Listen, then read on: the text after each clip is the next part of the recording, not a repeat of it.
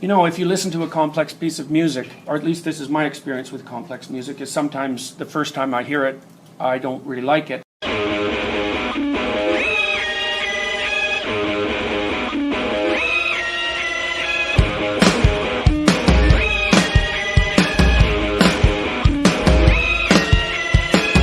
Baby, can't you see I'm calling? A girl like you should wear a warning. It's dangerous, I'm falling. There's no escape, I can't wait. I need a hit, baby, give me it.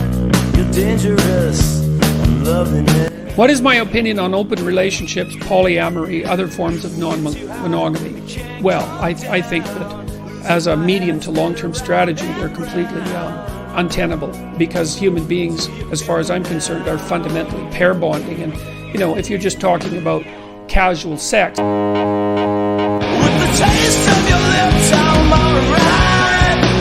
You're toxic, I'm slipping under. The taste of a poison paradise. I'm addicted to you, but you know that's a toxic. And I love what you do, but you know that's a toxic.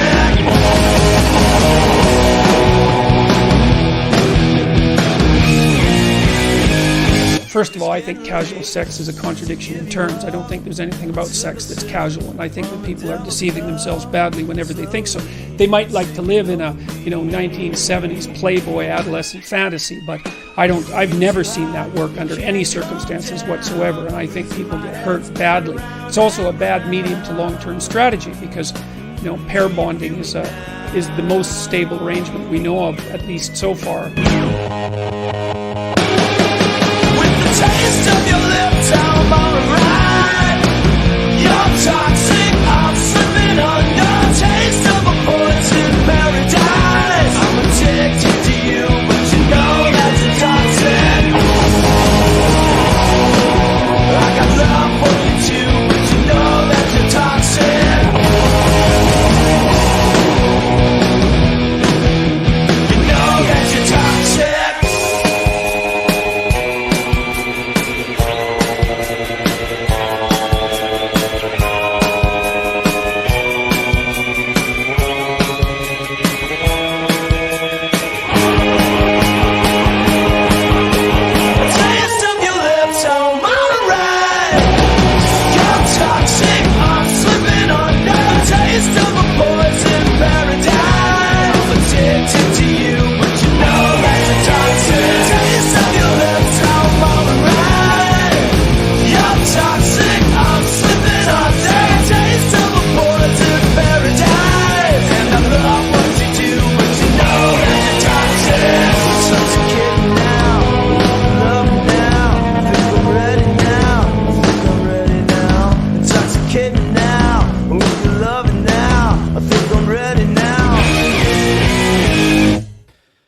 Hey, how's it going, universe? Welcome to Nightcap for March 21st, 2024. I'm your host, Sean.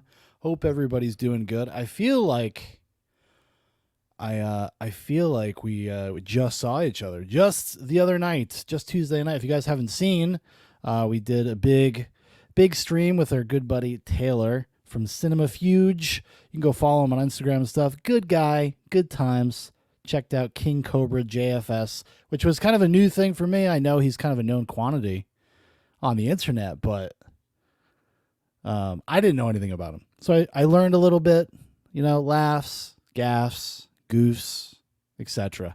We got Hagbird and Trembling in the chat. He said that's a good look for JP. I agree. He should dress like a lobster more often. Trembling says complex music like Godsmack or Disturbed.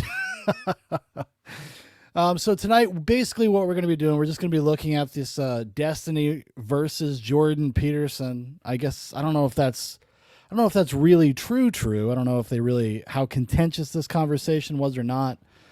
Being familiar with Destiny in the past, I know he's definitely dogged on Jordan Peterson a few times.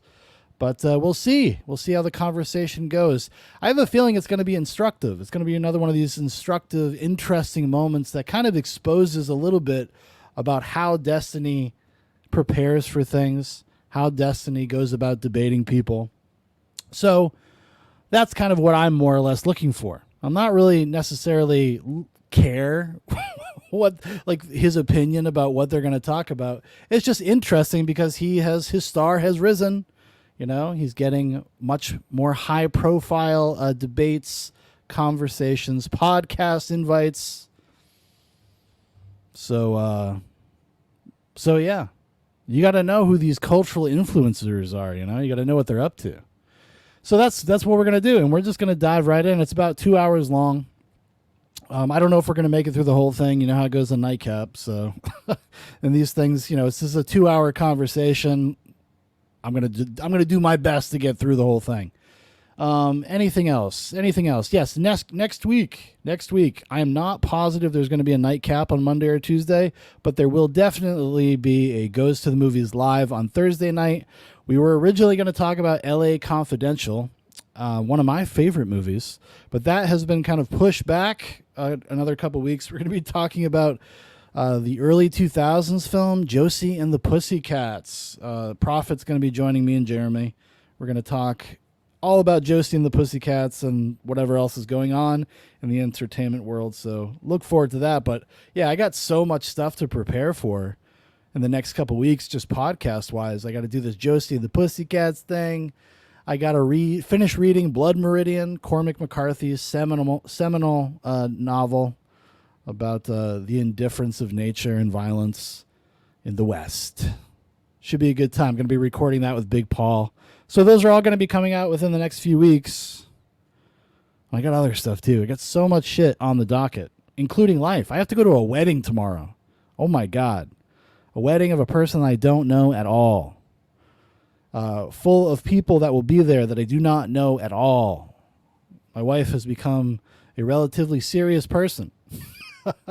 And she's meeting people, and we have to do social engagements with people she works with. And you know me, it's always a good time for me when I have to get dressed up and go somewhere. It's gonna be a good time, but I'll report back to you guys. I'll let you guys know next week how all that went. Let me see. Streaming, politics, and philosophy. Oh, very big brain stuff we got going on tonight. So yeah, this should be fun. Hopefully, maybe. Also, my internet's been being weird, and I have my allergies are back. So you're gonna have to bear with me. We're gonna do our best tonight. It was either do our best or cancel it. So we're gonna do our best. See all of you again soon. Bye-bye. Bye-bye. When you look at like the fall of the Soviet Union, or you look at the failure of like socialist or communist regimes, I don't know if the issue there was so much redistribution. That was one of many issues. I don't think it was an issue at all, actually. What do you mean redistribution wasn't an issue? What the hell do you think they did to the kulaks? If you believe climate models, or if you believe that we're heading in a certain direction. I don't believe any of those presumptions. People keep saying that, but we just got another one of the hottest years on record. That's a classic leftist argument. Why would I cannot believe Destiny's just throwing everything at the wall when he talks to like serious people. I think part of it's that he gets nervous. Like Destiny knows that just because like we had a hot year or a hot season, it's not really indicative of very much relative to climate. And I'm sure he knows that. But I guess he decided to just test the waters, see if that would back Jordan Peterson down. Oh, how annoying. You go into the conversation like this, you get to talk to Jordan Peterson, and what you want to do is immediately be just a contrarian asshole. Wonderful.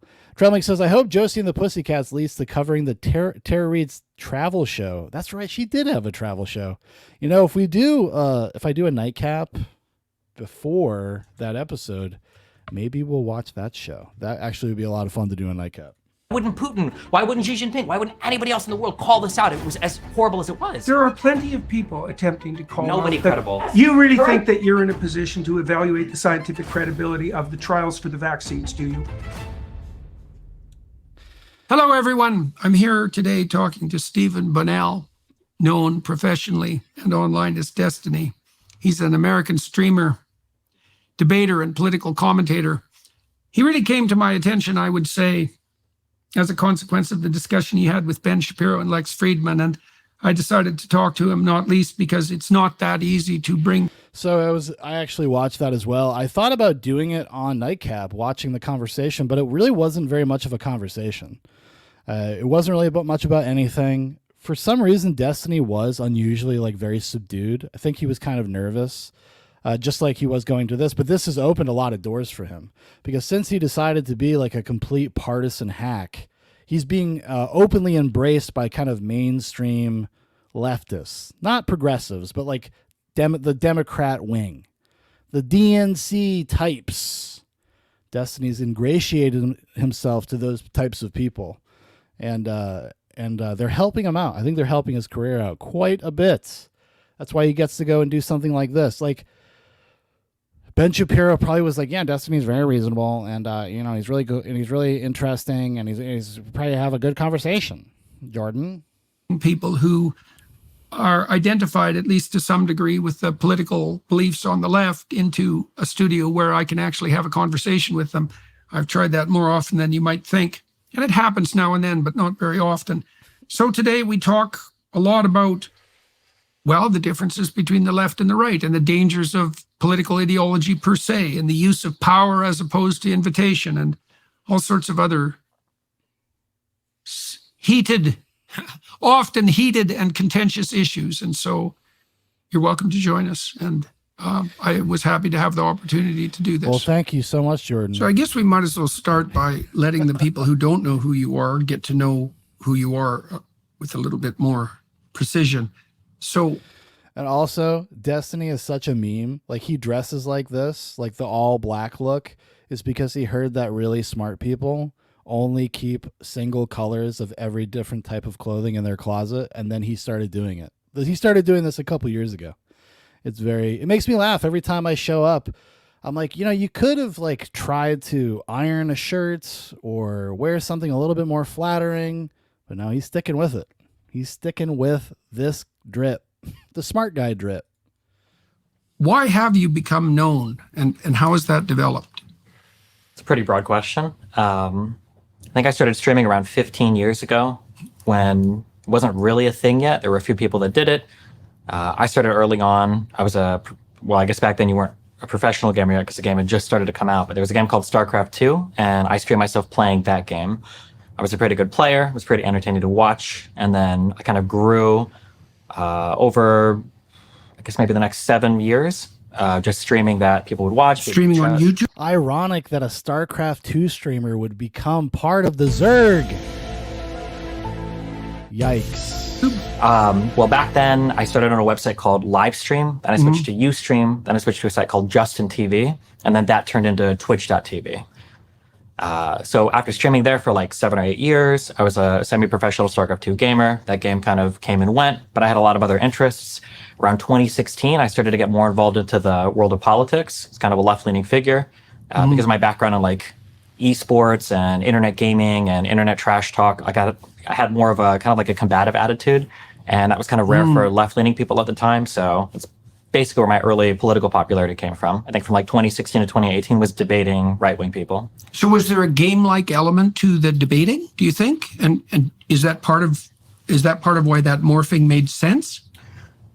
No, I wouldn't say so. I mean, if you get really reductionist, everything in life is kind of a game, but that's not very satisfying. I think I grew up like very argumentative. My mom is from Cuba, so my family was like very conservative. And then I grew up like listening to the news all day, listening to my mom's political. So the answer is yes. There is a gamesmanship that correlates with the idea of winning in video games. The answer is yes, Destiny. I don't even know why you would argue that. Like, it becomes gamified. It becomes about getting scalps, etc. I mean, that was his early career, was just full of that kind of stuff. I mean, he was, while not like involved in blood sports, certainly blood sports adjacent, and definitely talked to people that were involved in those communities. And you do it to score points. You do it to make the other people look bad. You do it to dunk on them. Of course, it's like a little bit gamified. It's like just say that. Opinions all day, and then I argued with kids in high school and everything, and I've always been kind of like an argumentative type A aggressive personality, so I think that probably lent itself well to the political stuff in 2016. Yeah. Was that useful in gaming? that personality? In some ways, yeah. In some ways, no. I don't know directly for the games itself. I don't know how much it necessarily mattered. But for all the peripheral stuff, in some ways it was really beneficial. I could kind of like cut out my own path and I could be very unique and I could kind of be on my own. In some ways it was very detrimental. I can be very difficult to get along with. And I'm very much kind of like, I want to do this thing. And if you try to tell me what to do, I don't want to have like a sponsor or a team or anybody kind of with a leash on me. So yeah, I guess it worked out. It's interesting because the temperamental proclivity that you're describing, that's associated with low agreeableness. And generally, well, and that's more combative, it's more stubborn, it's more implacable, it's more competitive. The downside is that it's more skeptical, it can be more cynical, it can be less cooperative. But generally, a temperament like that is not associated with political belief on the left, because the leftists tend to be characterized by higher levels of compassion. And well, that's because Destiny is slowly sliding into the right. Like whether he realizes it or not, like you just wait like 5 or 6 years, he will have fully taken some kind of red pill. I wouldn't stake my reputation on it. I wouldn't bet any money on it necessarily.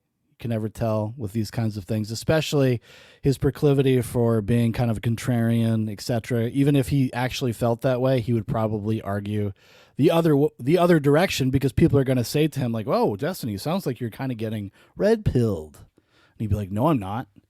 No, I'm not."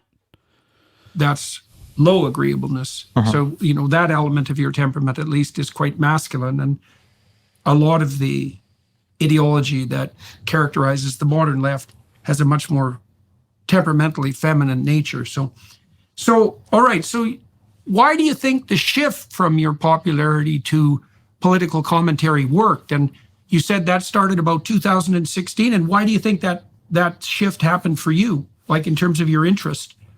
I think I've always been interested in a lot of things. Like I grew up with a very strong political bend. It was conservative until I got into my streaming years, probably 5 or 6 years into streaming. I slowly kind of started to shift to the left. I would say that, I guess in around 2016, when I saw all of the conversations going on with the election and when all the issues being talked about, I felt like the conversations were very low quality. And in my naivety, I thought that maybe I could come in and boost the quality, at least in like my little corner of the internet, to have better conversations about what was going on. And so that was basically my injection point into all of that was, fighting about those political issues and then arguing with people about them, doing research. Actually, I think his like injection into that world was his debates or conversation, argument, whatever, with JonTron, where he made JonTron, or tried to make JonTron, or made JonTron look like he tried to like imply that he was racist, and kind of the usual shit lib tactics when it comes to debating people like this.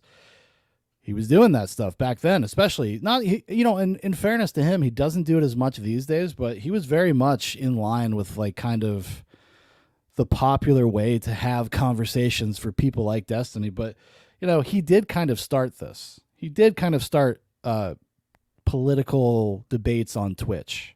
The origin is kind of with him. So it's interesting to hear him talk about it. Search and reading and all of that, yeah. And so did you do that by video to begin with as well? Yeah, it was all streaming, yeah. It was all streaming. And so I presume you built an audience among the people who were following you as a gamer first, and then that started to expand. Is that correct? Basically, yeah. Without getting too much into like the business or streaming side of things, basically, actually, this probably carries over to basically to all media, I would imagine, is you've got people that will watch you for special events. So maybe you're like a commentator of the Super Bowl, or maybe you're hosting like a really huge event. Then you've got people who will watch you every time you're participating in your area of expertise. So for me, that's like a particular game I might be playing. It might be when you're on like a particular show or something that people watch you for. And then the fundamental fan, like the best fan that you're converting to the lowest and most loyal viewer, I guess, is somebody that's watching you basically no matter what you're doing. And these are the people that'll follow you from area to area. Right. And I think because of the way I did gaming and I talked about a lot of other stuff, whether it was politics, science, current events, whatever, I had a lot of loyal fans that kind of followed me wherever I went. So yeah, because he was such at the early stages, like he became a very much an early internet personality for this type of stuff, for live streaming. where he ingratiates himself to people because, like he said, he wouldn't just talk about video games. He talked about life. He talked about philosophy. He talked about whatever he was reading, whatever the politics were of the time. And he's been able to kind of maintain an audience because of that.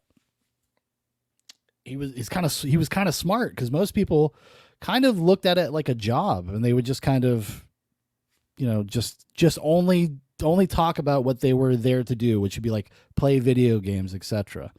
Like the almost IRL stuff kind of starts with Destiny a little bit. Quite a few of them you'd stuck in established a StarCraft, so. reputation. Yeah. So how would you characterize your reach now? How would you quantify it?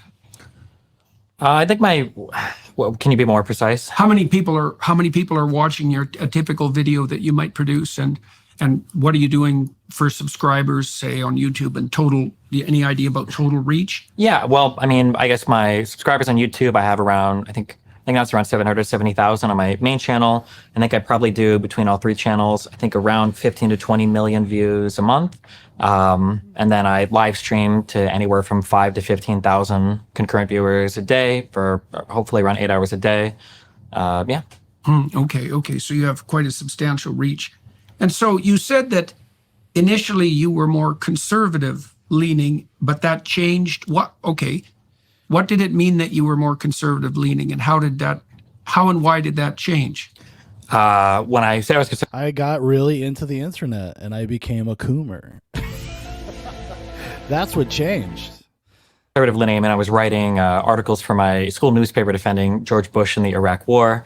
I was like very much like I think it's like an insult now when people say like neocon, but I was like very much like a conservative, a Bush era conservative. Hagbert says 15 to 20 million. Solid Zoobox numbers. Very true.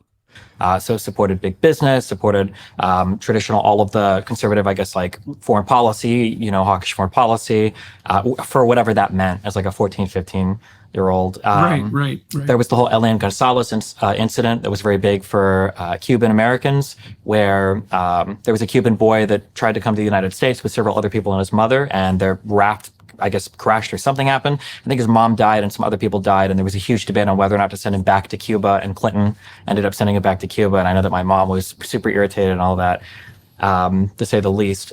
And then once I hit college, I think I supported Ron Paul in 2008. So I was a big Ron Paul libertarian guy in high school. When I went to a Catholic Jesuit high school, and I kind of became atheist in that process. I started reading Ayn Rand. So I was very, very, very, very, very conservative. But on the libertarian end, it sounds I would say so. Yeah. Yeah, it's not really conservative. It's funny. I actually have a very, like, up until that point he goes to college, very similar trajectory to Stephen Bunnell here. Initially on the, like... That makes more sense in relationship to your temperament. Sure, maybe, yeah. Yeah. Initially it was like Christian conservative, and then it became like libertarian conservative. Without, my life kind of took like a wacky path, and then as I started working, I kind of had to drop out of school. I was working, and then I got into streaming. And once I started streaming, I had a son, basically around the first year I started streaming. As I started to go through life, and I went from kind of being in this like working poor position to making a lot of money, especially through the lens of my child, I saw how different life was when I had more money versus less. And I guess like the differences between what was available to me and then my child, as I made more money while I was really wealthy versus not as wealthy, it kind of started to change the way that I guess. So you got more attuned to the consequences of inequality? Basically, I would say, yeah. Okay, and so how did that lead you to develop more sympathy for left-leaning ideas, particularly? I guess my core... He's like, yeah, what the fuck does that have to do with anything? Like, your life trajectory, the way that your parents raised you, what you set up for yourself, how you grinded in your own career, you did all those things. You did all those things yourself. You pulled yourself up by your bootstraps. Beliefs have never really changed, but I think the way that those become applied kind of change. So much the same way that You might think that everybody deserves a shot to go to school and have an education. That might be like a core belief where, as a libertarian or conservative, I might think that as long as a school is available, everybody's got the opportunity to go and study. But maybe now, as like a liberal or progressive or whatever you'd call me, I might say, okay, well, we need to make sure that there's enough, maybe like food in the household or some kind of funding program to make sure the kid can actually go to school and study, basically. So like the core drive is the same, but I think the applied principle ends up changing a bit based on what you Right. think So individuals is your desire. concern essentially something like the observation that if people are bereft enough of substance, let's say, that it's difficult for them to take advantage of equal opportunities, even if they are presented to them, let's say? Yeah, essentially, yeah. And you have some belief, and correct me if I'm wrong, you have some belief. Yeah, because all of the institutions that have been put in place to assure that those things don't happen, that kids are given good guidance and good advice and helped along, which are all available to everybody. They are. Just give them more money and more control of your life because they're doing so well. They're doing so well. I mean, why have any agency whatsoever? Belief that there is room for state intervention at the level of basic provision to make those opportunities more manifest. Yeah, to varying degrees, yeah. Okay. So let's start talking more broadly then on the political side. So how would you characterize the difference, in your opinion, between the left and the conservative? So I wonder, is this whole thing like just like a recap of his life? Political viewpoints.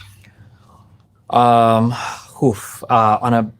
a very, very, very broad level, if there's some like good world that we're all aiming for, I think people on the left seem to think that a collection of taxes from a large population that goes into a government that's able to precisely kind of dole out where that tax money goes. You're basically able. Yeah, this has been the weird thing with Destiny in the past year or two, is that he takes every kind of government statistic or anything that the government is supposed to do, like on paper, this is how it's supposed to function. He just takes that all as rote and he just insists that, yeah, that's the way it is. It says it's what it does, so it must do that. He has no skepticism about the mechanics of it or how effective it has. He quotes studies all the time, but I don't know how much he really dives into them or reads them or looks into the methodology of them. But yeah, it's just weird. But if we do this and they have the money and they have the resources, well, then clearly they're going to apply it correctly. When has that ever happened? Even in recent history. Look at all that stimulus money that's still floating out there that nobody has accounting for. We're talking millions and billions of dollars just sitting somewhere. Nobody knows what's happened to it or what's going to happen to it. Able to take the problems of society. You're able to scrape off, hopefully, not super significant amount of money from people that can afford to give a lot of money, and then through government programs and redistribution, you target those taxes essentially to people that kind of need whatever bare minimum to take advantage of opportunities in society. Yeah. Okay. And then on the conservative end, I guess a conservative would generally think that, why would the government take my money? I think from a community point of view, through churches, through community action, through families, we can better allocate our own dollars to our own friends and family to help them and give them the things that they need so that they can better participate in and thrive in society, basically. Okay, so one of the things that I've always found a mystery, I think there's an equal mystery on the left and on the right in this regard, is that the more conservative types tend to be very skeptical of big government, and the leftist types tend to be more skeptical of big corporations. Right? Well, following through the logic that you just laid out, you made the suggestion that one of the things that characterizes people on the left is the belief that government can act as an agent of can and should act as an agent of distribution. Okay, a potential problem for that is the gigantism of the government that does that. Now, the conservatives are skeptical of that gigantism. And likewise, the liberals, the progressives in particular, we'll call them progressives, are skeptical of the reach of gigantic corporations. And I've always seen a commonality in those two, in that both of them are skeptical of gigantism. And so one of the things that I'm concerned about, generally speaking, with regard to the potential for the right. Yeah, but the left is only really concerned with corporations, big corporations, if they don't like toe whatever line they want them to toe. That's the only time they become skeptical and concerned, it seems like. I mean, look what's going on with TikTok. Like, whether or not like that bill that got passed or may get passed is to ban TikTok in the United States is a good bill and doesn't have all sorts of problems and implications as all laws do when you make things laws. It's watching people go really hard to bat for it. It's like, why? It's a fucking social media site. Like, there are other ones, and then in the marketplace, something will come to take its place. Like, TikTok isn't so unique that it can't be repeated. It's not like a replicatable. Rise of tyranny is the emergence of giants.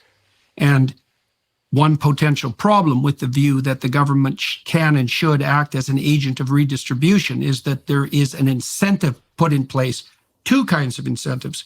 Number one, a major league incentive towards gigantism and tyranny. And number two, an incentive for psychopaths who use compassion to justify their grip on power, to take money and to claim that they're doing good. And yeah, but do you have a source for that? Do you have any citation for this, Jordan? I see that happening everywhere now particularly in the name of compassion. And it's one of the things that's made me very skeptical, in particular about the left, and at least about the progressive edge of the left. So I'm curious about what you think about those two. First of all, it's a paradox to me that the conservatives and the leftists face off each other with regard to their concern about different forms of. Prophet says, every time he says gigantism, I think of a dude with massive fucking nuts. Listen, those are also a problem. Those dudes with giant nuts are a problem. You want them teabagging you? Knocking you out? Prophet also says, oh wait, that's elephantitis.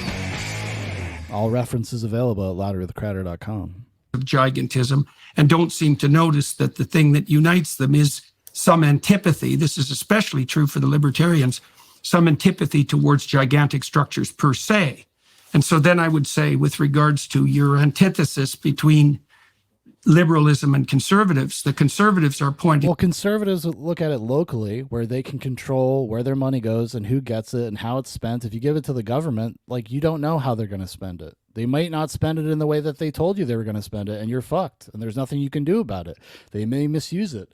You know, the reality is America's just kind of too big to do those kinds of things. The least amount of government intervention possible is usually preferable, just because it cannot account for your life on an individual level or even in groups. It can't really account for the way that people live. Our country is run by people that are wildly out of touch with the median American. To the fact that there are intermediary forms of distribution that can be utilized to solve the social problems that you're describing that don't bring with them the associated problem of gigantism. And like, it's been shocking to me to watch the left, especially in the last 6 years, ally itself, for example, with pharmaceutical companies, which was something I'd never thought I would see in my lifetime. I mean, for decades, the only. See, this is really where I'm very curious about how upfront and honest Destiny will be about any of his actual beliefs for some of this stuff. Like, I know that they talk about COVID and the lockdowns and stuff at some point. Like, Destiny was a COVID nut, a COVID freak. He would do these wild live streams. I think most of them are gone. I think YouTube themselves, they might have taken all this kind of stuff down because they were just flagging and deleting videos from anybody that talked about it in any capacity. But he was totally like pro, if you don't take the vaccine, then you can't go to the doctor. Like, doctors should be able to refuse service to people that are unvaccinated, etc. He 100% supported that. And he says, well, you've made your decision. You said you wanted to die. So fuck you. He's like, that's where I'm at right now. Gigantic corporations the left was more skeptical of than the fossil fuel companies were the pharmaceutical companies. And that all seemed to vanish overnight around the COVID time. So I know the story. That's a lot of things to throw at you. But it sort of outlines the territory that we could probably investigate productively. Yeah, so a couple things. I would say that the current political landscape we have, I think, is less. I understand the concept of conservatives supporting corporations and liberals supporting like large government. I think today the divide we're starting to see more and more is more of like a populist, anti-populist rise, or even like an institutional or anti-institutional rise. So, for instance, I think conservatives today in the United States are largely characterized with, I would say, with populism. In that they're supporting like certain figures, namely right now Donald Trump, who they think alone can kind of like lead them against the corrupt institutions, be them corporate or government. I feel like most conservatives today. What, and left people believe in the institutions to fight against populism? Is that what you're gonna say? They are not as trustful of big corporations as they were back in like the Bush era, where we would, conservatives would champion, big corporations. Yeah, I think that's right. Yeah. That's a strange thing because it makes the modern conservatives a lot more like the 60s leftists. Potentially, yeah. I mean, that brings us into the issue, too, of whether the left-right divide is actually a reasonable way of construing the current political landscape at all. Well, because conservatives are not really the populists. Populism is kind of just it's a different thing. It's almost like a different movement of people on the right. I don't think most people that are kind of right-leaning these days, especially of my generation and probably a little bit younger, really consider themselves quote-unquote conservatives. It's kind of like a nebulous space right now. It's like, well, you're kind of on the right, and you engage with a lot of populist ideas these days because you're kind of just sick and tired of getting fucked. Just getting constantly fucked over and stepped over for everybody else in the world. That I think people are kind of running into the arms of populism, which also could backfire. I mean, that could backfire just as much as any other system. But I think it's almost like one of those things where people are like, well, let's just try something different for a little while and see how that goes. And I'm not sure it is, but right now it kind of is, but only because so many conservatives are following Trump. So like your populist, anti-populist thing kind of maps on kind of cleanly to the left and right. It doesn't work with progressives though, or the far left, because they're also anti-large everything. So in a surprising way, on very, very far left people, you might find them having a bit more in common with kind of like a MAGA Trump supporter than like a center left liberal. So for instance, like both of these groups of people on the very far left will be very dovish on foreign policy, probably a little bit more isolationist. They're not a big fan of like a ton of immigration or a ton of trade with other countries. They might think that there's a lot of institutional capture of both government and corporations. So both all of the MAGA supporters and the far, far left might think that corporations don't have our best interest at heart and the government is corrupt and captured by lobbyists. Yeah. Like, The far, far left is anti-immigration? That would be news to me. yeah, you'll see a lot of overlap there. Right. I think that sometimes there's a couple things. One is just something I feel like I've discovered. People have no principles. I think that people are largely guided by whatever is kind of satisfying them or making them feel good at the time. I think that's a really important thing to understand because people's beliefs will seem to change at random. If you're trying to imagine that a belief is coming from some underlying principle or is governed by some internal, like moral or reasonable code or whatever. I think generally there are large social groups and people kind of follow them along from thing to thing, which is. And I think he's totally correct about this. People's intuitions often guide them rather than kind of their first principles. If you have first principles, if you kind of know what you believe, what you think right and wrong is in a kind of concrete way, at the very least, you can look at every situation kind of evenly and decide whether or not this current situation that you're analyzing is an exception to your rule or not. At the very least, you can do that. But I agree with him. I think it's really important, especially once you're getting older and you have a family and stuff, like really understand what you believe and why you believe it. Because when you have kids, they might ask you. And it's nice to have an answer. It's nice to kind of have a sense of your own morality and your own ethics and why you think and feel the way that you do. Is why you end up in strange worlds sometimes where, like the position on vaccines and being an anti-vaxxer might have been seen as something, 10 years ago as kind of like a hippie leftist. And now maybe it's more like a conservative or it's associated more with like MAGA Trump supporters or whatever. I think as a result of how the social groups move around. When it comes to you mentioned this like gigantism thing. That's another thing where I'm not sure if people actually care about gigantism or if they're using it as a proxy for other things that they don't like. Like, I could totally imagine a Well, I person- care about it. Sure. Yeah, you might. Yeah, sorry. It just That's meant okay. in general. That's yeah. okay. Because like I could imagine somebody saying that like they don't trust like a large government, they think there's too much, prone to tyranny or something like that, but also be supportive of an institution like the Catholic Church, which is literally, one guy who has a direct Right, line to but they God. can't tax, Well, I mean, there's and they don't have a military, that and is they can't conscript you. true. Yeah, they can't actually enforce any of their rules or laws. It's all voluntary. So that's a wildly different concept. And I guess that's kind of at the crux of the way that people like Destiny think about things. They kind of just take all of these institutions, all these structures, and they view them as the same thing. And they'll call you a hypocrite. Like, well, you don't trust the government, but you trust the church? As if you're talking about the same thing. And you're not. It's fucking it's ridiculous. It's a ridiculous point he's making. Oh, Right, yeah. and they can't throw you in jail. That is true. Yeah. I mean, Right. Well, those are major and significant. Yeah, and this is the classic Destiny. Well, yeah, that's true. That part's true. But like maybe if this other thing was true, that's not true. What if it was true? Therefore, these other things might also be true. Maybe. I mean, I get the overlap. Don't get me wrong. sure. But I'm saying like, even if you had a local government, like if you had a state government or a tribe, usually they've got some form of enacting punishment. It'll be sometimes more brutal, but they can throw you in jail.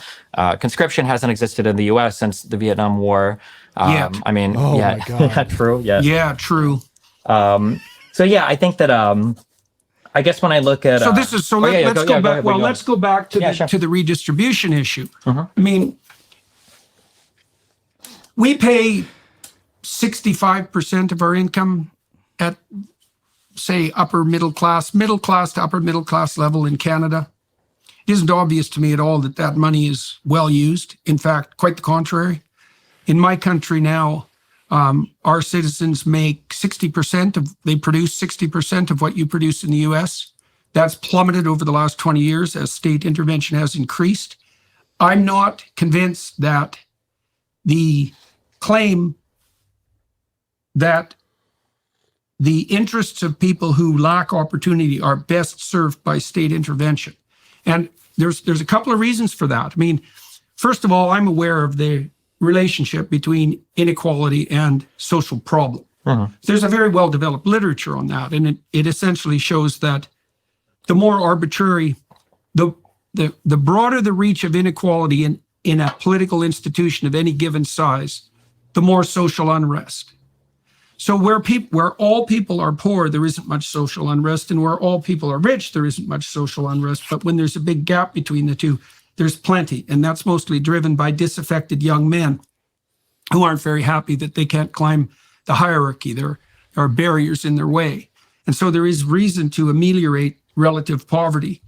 The problem with that, to some degree, is that most attempts to ameliorate relative poverty tend to increase absolute poverty, and they do it dramatically. And the only solution that we've ever been able to develop to that is something approximating a free market system. I wouldn't call it a capitalist system because I think that's capture of the terminology by the radical leftists. It's a free exchange system. And the price you pay for a free exchange system is you still have inequality, but the advantage you gain is that the absolute levels of privation plummet. And I think the data on that I think they're absolutely conclusive, and that's been especially demonstrated in the radical decrease in rates of poverty since the collapse of the Soviet Union in 1989, because we've lifted more people out of poverty in the last 4 decades than we had in the entire course of human history up to that date.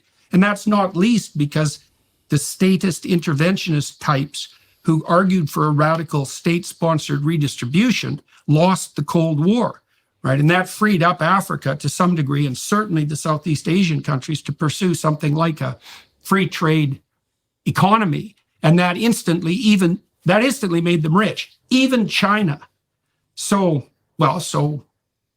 that's an argument, let's say, on the side of free exchange, but it's also an argument, a twofold argument, pointing out how we ameliorate absolute poverty, which should be a concern for leftists, but doesn't seem to be anymore, by the way, and also an argument for the maintenance of a necessary inequality. Like, I'm not sure that inequality can be decreased beyond a certain degree without that decrease causing other serious problems. And we can talk about that, but it's a complicated problem. Yeah, for one point of clarification, when you say leftist, what do you mean by that? Well, I was going with your definition, like essentially the core idea being something like the central problem being one of relative inequality in distribution of resources, and the central solution to that being something like state-sponsored economic intervention. I mean, there's other ways we could define left and right, and we can do that. But, I'll stick with the one that you. Yeah, it's always so interesting and fun when they debate what is left and right for fucking 4 hours. Thank you, Destiny. Brought forward. It's almost like you couldn't just grant this for the sake of the conversation. Well, I don't want to be pigeonholed as one of them. Then stop calling yourself that then. To begin with. Gotcha. Okay. I only want to be clear on that because people get mad if I call myself a leftist. Oftentimes online or especially in Europe or worldwide, leftists will refer exclusively to like socialists or communists, and anybody to the right of people worldwide and the freaks that you talk to on the internet. Okay, sure. Good thing we're not there. That would be considered like a liberal. If you no, like usually a fascist. Well, depending on very rapidly. Yeah. I just wanted to be clear on that. So I'm absolutely a pro-capitalist, pro-free market guy. I'm never gonna. Okay. Yeah. Okay. Well, that's good. It's good to get that clear. Why? Yeah. Because I would argue that when you look at like the fall of the Soviet Union, or you look at the failure of like socialist or communist regimes, I don't know if the issue there was so much redistribution. I think the problem that was one of many issues. I don't think it was an issue at all. Actually, I would say I think the issue was command economies. Wait a minute. No, don't, Jordan. Don't you understand? Like he studied about this for like a month before he came to talk to you, reading articles on the internet that confirmed his biases. Don't you understand that? Don't you get it? Like he's done tons of research on this. But yeah. Wait a minute. What do you mean redistribution wasn't an issue? What the hell do you think they did to the kulaks? That was forced redistribution. It resulted in the death of 6 million people. So maybe I'm not understanding what you mean, but that was redistribution at its like pinnacle. Sure. And forced redistribution. Sure. It was brutal. When I think of the strengths of capitalism, the ability for markets to dynamically respond to shifting consumer demand is like the reason why capitalism and free market economies dominate the world. When you've got socialist or communist systems, command economies where a government is trying to say, this is how much this is going to cost, this is how much you're going to produce and make. This is a failed way of managing a state economy. Even in places where they still do it, there are always shadow economies and stuff. There were in the Soviet Union that prop up where people try to basically ameliorate the conditions that are resulting from said horrible command economy practices. So I guess in a way you could argue a command economy is kind of like redistribution. It's a form of it, but no, it's a worse problem. If you're pointing to the fact that that's a worse problem, I'm yeah, I would say that's definitely the reason why these places failed, because they just weren't able to respond to changing conditions. Okay, so what's the difference between us? Going online without ExpressVPN is... Scandinavian countries are often the polities that are pointed to by, I would say, by people who, at least in part, are putting forward a view of redistribution for purposes of equality of opportunity like you are. But they're a strange analogy because they're very small countries, and up till now they were very ethnically homogenous. Yeah. Exactly, and that makes a big difference when you're trying to flatten out the redistribution. Plus, they are also incredibly wealthy, which makes, redistribution, let's say, a lot easier. So why? Yeah, I mean, he's not bringing this up, but I mean, and I could be wrong. I'm by no means an expert in these kinds of things, but aren't they, a lot of those Scandinavian countries, aren't they having like huge problems because of their social programs? Like they're so burdensome, they're so expensive that they've become kind of untenable. Like kind of up in Canada, they're literally encouraging people to commit suicide so they don't have to pay them through their social systems anymore.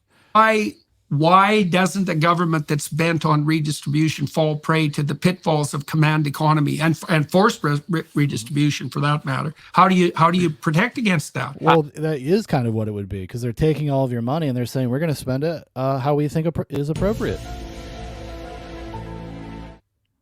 I think what you have to do is very, very, very difficult is people get very ideologically captured by both ends, and they feel very, I guess, like committed, or they feel very allegiant to pushing certain forms of economic organization. And I think sometimes it blinds them to some of the benefits of what exists when you incorporate kind of multiple models, or I mean, you'd call them mixed economies, which is really what every capitalist economy today is. It's some form of free market capitalism combined with some form of like government intervention to control for negative externalities. These are the ways that all economies, even in Scandinavia and the world, work. And I think that recognizing the benefits of both systems are the best way to, to make things work. Yeah. Fair enough. And the Scandinavian countries seem to have done a pretty good job of that. But like I said, they have a simpler problem to solve, let's say, than the Americans have. Negative externalities. That's an interesting rabbit hole to wander down, because the problem I have with negative externalities, you made a case already that, and again, correct me if I've got this wrong, but I think that I understood what you said. A free market, free exchange economy is a gigantic distributed computational device. Basically, yeah. Right, exactly. Which, funnily enough, one of the big problems for command economies is called the computation problem, because no central body can actually compute, the ins and outs of. Right, exactly. See, he knows all these things because he just like memorized them. He just read all about this stuff. So he's going to, like, in a year from now, I wonder if he could have the same conversation in the same way. Right. That's a fatal problem, right? Because it doesn't have the computational power. It certainly doesn't have the speed. Prabhu says, man, if I were emperor of Canada, a NECA knockoff in every. He decrees it. You want to have the government do something worthwhile with its redistributive powers? Let's get us some Chinese knockoffs like this. Oh, that's blocking it. Hold on. Like my good friend Leonardo here. What if every child had a Leonardo? You can barely tell it's the Chinese knockoff. Think about how different their lives would be. Of data recognition. It doesn't have the on-the-ground agents if all of the perception and decision-making is centralized, right? It's way too low resolution. It's going to crash. Okay, and I think that that's comprehensible technically as well as ideologically. All right, but having said that, with regards to externalities, all the externalities that a market economy can't compute are so complex that they can't be determined centrally by the same argument. And there are ways to account for them, though. Really? That work with. Tell me. Yeah. How. Because I can't see that. Because I can't see how that they can be accounted for without the same computational problem immediately arising. Yeah, and I understand that. And I think that's a problem sometimes of people very far on the left when they want to deal with certain problems. I think that they want to bring like heavy-handed, like things like price controls in to say, well, we need less of this, so let's just make this cost this particular thing, which ironically enough introduces a whole other set of externalities that will happen when you get a lot of friction between where your price floor or ceiling is set compared to what a market was set at. But ideally, if you're a reasonable person and you view economies as mixed economies, what you try to do is you try to take these externalities, meaning things that aren't accounted for with your primary system. So in a capitalist system, an externality might be something that causes a negative effect, but it doesn't cost you any money. Pollution would be a good example of that. And rather than saying like, well, no company can pollute this much, or, if you're a company, you have to use these things because the other things are making too much pollution, all you do is you say, okay, well, if we've determined that, say, carbon is bad for the atmosphere, well, we're just going to attach a little price to that. The government is going to say that, yeah, if you pollute this much, here's the price. And then if you want to pay for it, you can. But that type of intervention in the economy basically allows the free market to hopefully do its job because the government has tacked on a little bit of a price something that tries to account for the cost of that externality. Yeah. Great. That's a great example. We can go right down that rabbit hole. Carbon. Okay. So first of all, one of the things I've seen, you tell me what you think about this, something that I've seen that actually shocks me, that I was interested in watching over the last 5 or 6 years. I wondered what would happen when the left, the progressives, ran into a conundrum. And the conundrum is quite straightforward. If you pursue carbon pricing and you make energy more expensive, then you hurt the poor. And I don't think you just hurt them. In fact, I know you just don't hurt them. I heard a man 2 days ago who's fed 350 million people in the course of his life, heading the UN's largest relief agency, make the claim quite straightforwardly that misappropriation on the part of interventionist governments increased the rate of absolute privation dramatically in the world over the last 4 or 5 years. And that has happened not least because of carbon pricing, not just carbon pricing, but the insistence that carbon per se is an externality that we should control. Now, Germany's paid a radical price for that, for example. So their power is now about 5 times as expensive as it could be. And they pollute more per unit of power than they did 10 years ago before they introduced these policies that were hypothetically there to account for externality. And the externality was carbon dioxide. I don't think that's a computable externality. And I don't think there's any evidence whatsoever that it's actually an externality that we should be warping the economic system to ameliorate, if the cost of that, and it will be an increase in absolute privation among the world's poor. It's because those people don't care. Activists, people that are part of advocacy groups, oftentimes are very bougie. The rich people. And they don't give a shit. They are insulated from the consequences of the things that they advocate for. Price, your electricity costs 3 times as much as it did 2 years ago. Well, I can afford it. And that's just the price we have to pay. That's just the price we have to pay. Actually, wasn't it like last year, Stephen Colbert was talking about getting an electric car and how some people complained about electric cars and stuff. He's like, well, that's just what you have to do. That's just the way it's going to be. You're just going to have to buckle up, Buttercup. Figure out how to afford one of these $30,000, $40,000 cars. Prof says, remember, guys, this big-brained fucking genius was a carpet cleaner who got famous for arguing with retards while playing video games. We deserve the fall. Well, one thing I will say about Destiny is that he has, in some ways, he's grinded. He has earned something. Like, I don't think you need to come from any kind of specific background to be a serious or considerate person. He's not even a stupid person. Just the way he applies himself sometimes is really confusing. I feel like he's much smarter sometimes than the things he says. And like I said earlier, I really do think he's like in the midst of a slow motion red pilling that's going to take like 10 or 15 years of his life. But at some point, he's probably going to return to the Destiny beliefs of when he was like 25. So, and here's an additional argument on that front with regards. The reason why he hasn't had to thus far in his life is because, like Prophet so accurately said, he usually talks to retards, and they can't challenge him. They're not as good as him when it comes to rhetoric. They're not as smart as him. They're not as sharp. They're not as quick. So he's not like legitimately intellectually challenged very often. And it's been really illustrative to watch him kind of start expanding out, talking like Jordan Peterson, Ben Shapiro, Lex Friedman. Like, why was Destiny one of 4 people having a Palestine versus Israel debate? Like, he didn't know or care about this until after October 7th. Like, he didn't know anything about it. And then he started studying because he made his decision about who he thought was right and who he thought was wrong, and then just kind of worked backwards from there for months, and has now become, I guess, like a pro-Israel talking head. Like, I see him on panels occasionally. I think he was actually on Piers Morgan with Dave Smith and Benny Johnson, the magatard guy. And he got like his clock cleaned. He's not used to talking to people that are as good at talking, essentially, as he is. He's just not accustomed to it. To externalities. You get that wrong, and here's something you could get right instead. If you ameliorate absolute poverty among the world's 1 billion poorest, they take a longer view of the future. And that means they become environmentally aware. And so the fastest route to a sustainable planet could well be the remediation of absolute poverty. And the best route to that is cheap energy.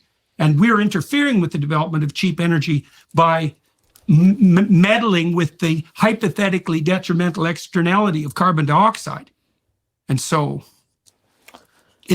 I think this is a complete bloody travesty, by the way. We are putting the lives of hundreds of millions of people directly at risk right now to hypothetically save people in the future, depending on the accuracy of our projections 100 years out. Well, it's because they don't want that many people in the future. It's just like culling. They are genocidal, psychopathic freaks. that want these kinds of policies, that advocate for this kind of stuff. They know goddamn well what's going to happen. You think they don't fucking know? They fucking know. They just don't care. These interventionists, They think it's worth it. They think it's fucking worth it. They're so ideologically possessed. They think it's worth it. They think it's a worthy sacrifice. And again, it's a complete abstraction to them because they don't suffer the consequences of it. these people who are remediating externalities, they actually believe that they can calculate an economic projection 1 century out. That's utterly delusional. So, okay, so just to be clear, the first thing, I was just giving an example of how you can use like a government intervention to make a free market track something, which is what cap and trade or like carbon taxes would do. I wasn't necessarily speaking to the strength of that individual thing, but that's a good thing to focus on. Yeah, we can focus on that as well. Major externality. Yeah. We can. I appreciate that Jordan Peterson did to Destiny what Destiny always does to other people, which is get them talking about something a little bit besides the point. But this is kind of a big besides the point. Again, he's used to talking to people that are kind of retards or even that mostly agree with him. Usually when he's having debates, it's about like internet drama. So he could say something like that offhandedly and they would just move on. They would just move past it. But not here. Not in the Peterson Dome. You can focus on that as well. So the first thing, this is going to sound mean, but I'm very realistic. There needs to be a better argument than just it disproportionately impacts the poor. That's not always a classic leftist argument. Sure, it might be, but it's the same argument you made to justify your swing to the left at the beginning of our discussion. Yeah. You said that you were looking at economic inequalities that disproportionately affect. And he's just like, we can't worry about the hundreds of thousands of people in third world countries that are going to die of starvation and being poor and unhealthy and aren't able to develop further as a culture and a society. Like, we really should stop worrying about shit like that because trust me, something might happen someday. They never even they have like so little faith, I suppose, in humanity to solve a problem if there is indeed a problem. We could maybe invent ourselves out of it. I don't know. Kind of just going down the path of genocide, I suppose. Just kind of accepting that whole cloth is a really weird thing to say. And I'm glad Jordan Peterson's calling him out on it. The poor. So I can't see why, and I'm not trying to be mean about this either. I can't see why you could base your argument that it was morally appropriate for you to swing to the left from your previous position because you saw disproportionate effects on the poor. And I can't use that argument in the situation that I'm presenting it right now. Well, because it depends on if we think it's a condition that ought to be remedied or not. For instance, if I walk around and I see homeless people and I'm like, man, this is really sad. We ought to spend more money on homeless people because it seems like they're disproportionately affected by their living conditions. Also, this is the go-to for people like this. All they think that just throwing money at problems solves them. They don't really care about the work that is required. Prof said, Destiny trying so hard to make a point, but all he can think about is the last time Melina let him drink the Arab cum out of her asshole. He remembers the taste. And then somebody says, oh, well, do you think we should still lock up, rapists and murderers? Aren't they disproportionately poor? I'd probably say, well, yeah, we probably should. And I go, well, isn't that hypocritical? Well, no, I think that rapists and murderers should probably be in jail, but we can also help the homeless at the same time. I think that just helping the poor isn't an argument like a blank I don't think that analogy really holds. check to do every possible thing to satisfy poorer people. Right, It's going to depend on from issue to issue. That's fine. So, for instance, I think because the poor, everyone who's poor is not a victim. Some people who are poor are psychopathic perpetrators. Sure. And it's very useful to distinguish them. But I was making a much more specific argument. My argument was that the fastest way out of absolute privation for the world's bottom billion people is through cheap energy.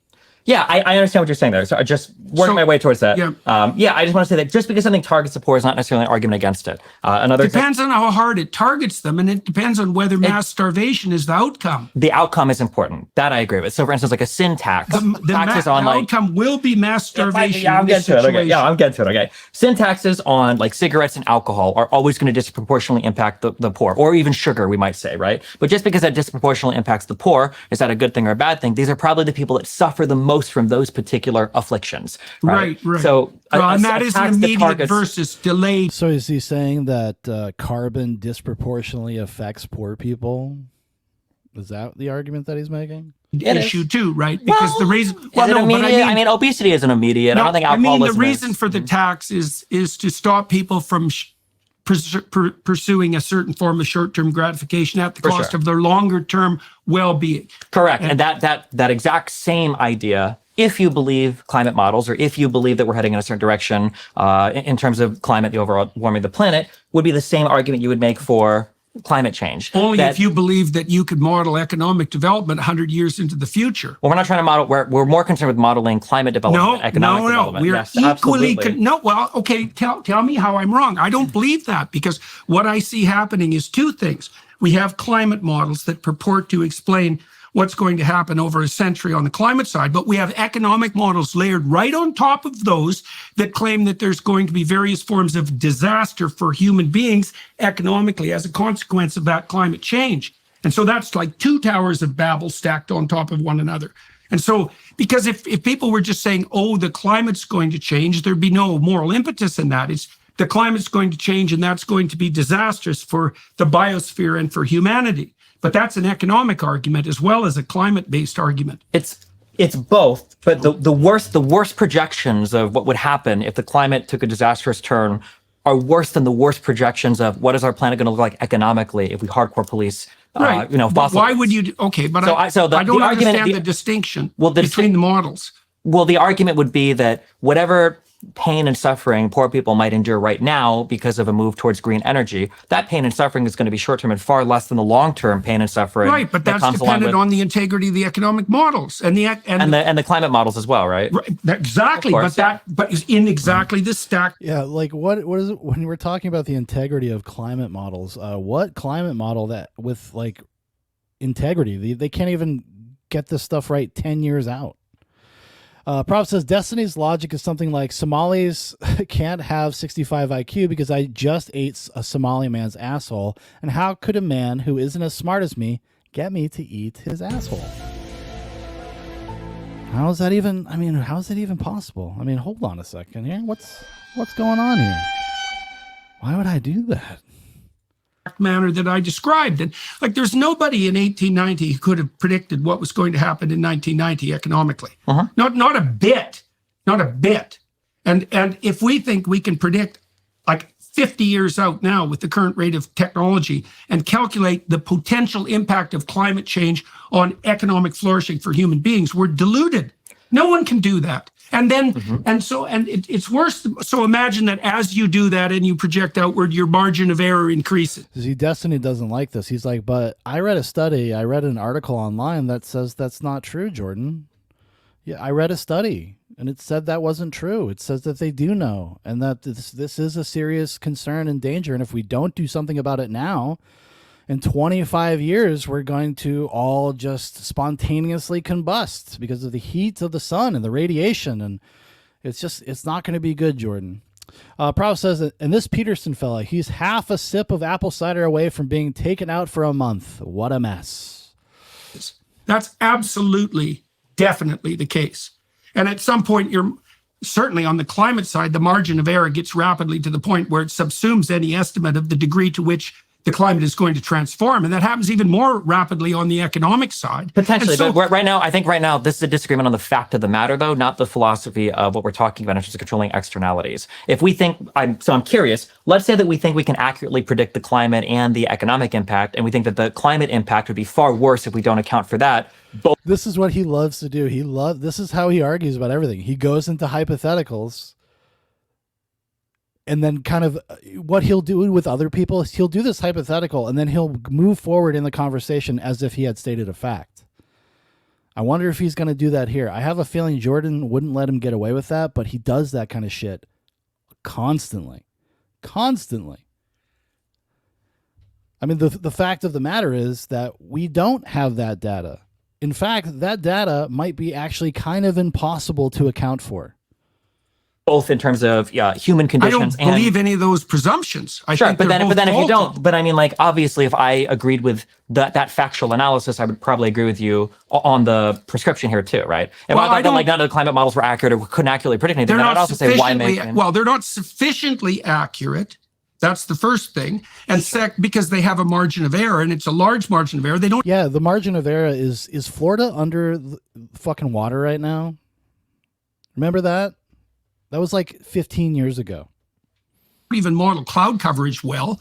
That's a big problem. They don't have the resolution.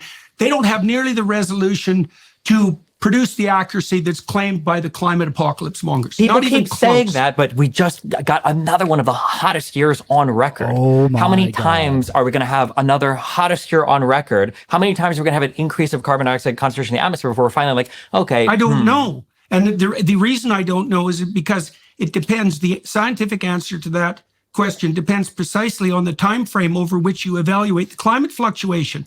And that's actually an intractable scientific problem. So you might say, well, if you take the last 100 years, this variation looks pretty dismal. And I'd say, well, what if you took the last 150,000 years, or Yeah, the but the last problem- 10,000, or the last 10 million?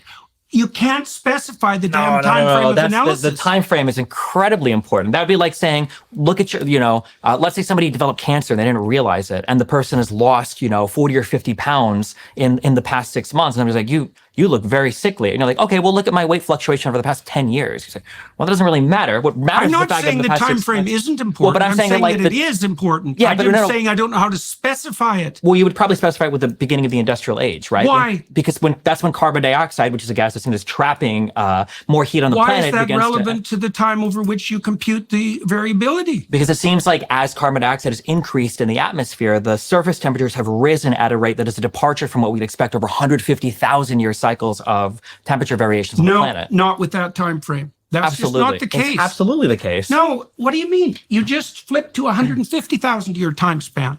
What I'm So- saying is that if we expect to see a temperature do this in a 150,000 year time span, in a 100 years time span, seeing it do this, that's very worrying. Now, I it mean, could be like the Michael case. Mann's hockey stick, the one that's under attack right now in court by a major statistician who claimed that he falsified his data. I mean, that spike?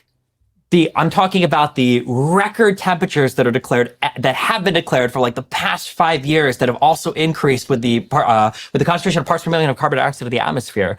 I mean, I'm not going to tell you that every model is perfect. They're but not right now, perfect. sure, but right now we're like standing in traffic with our eyes closed, saying the car hasn't hit me yet, so I don't think there's any coming. I think it's pretty undeniable at this point that there is an impact on climate across the planet. I I don't think know. that's highly deniable. We have no idea what the impact is from. We don't know where the carbon dioxide is from. We can't measure the warming of the oceans. We have terrible temperature records going back 100 years.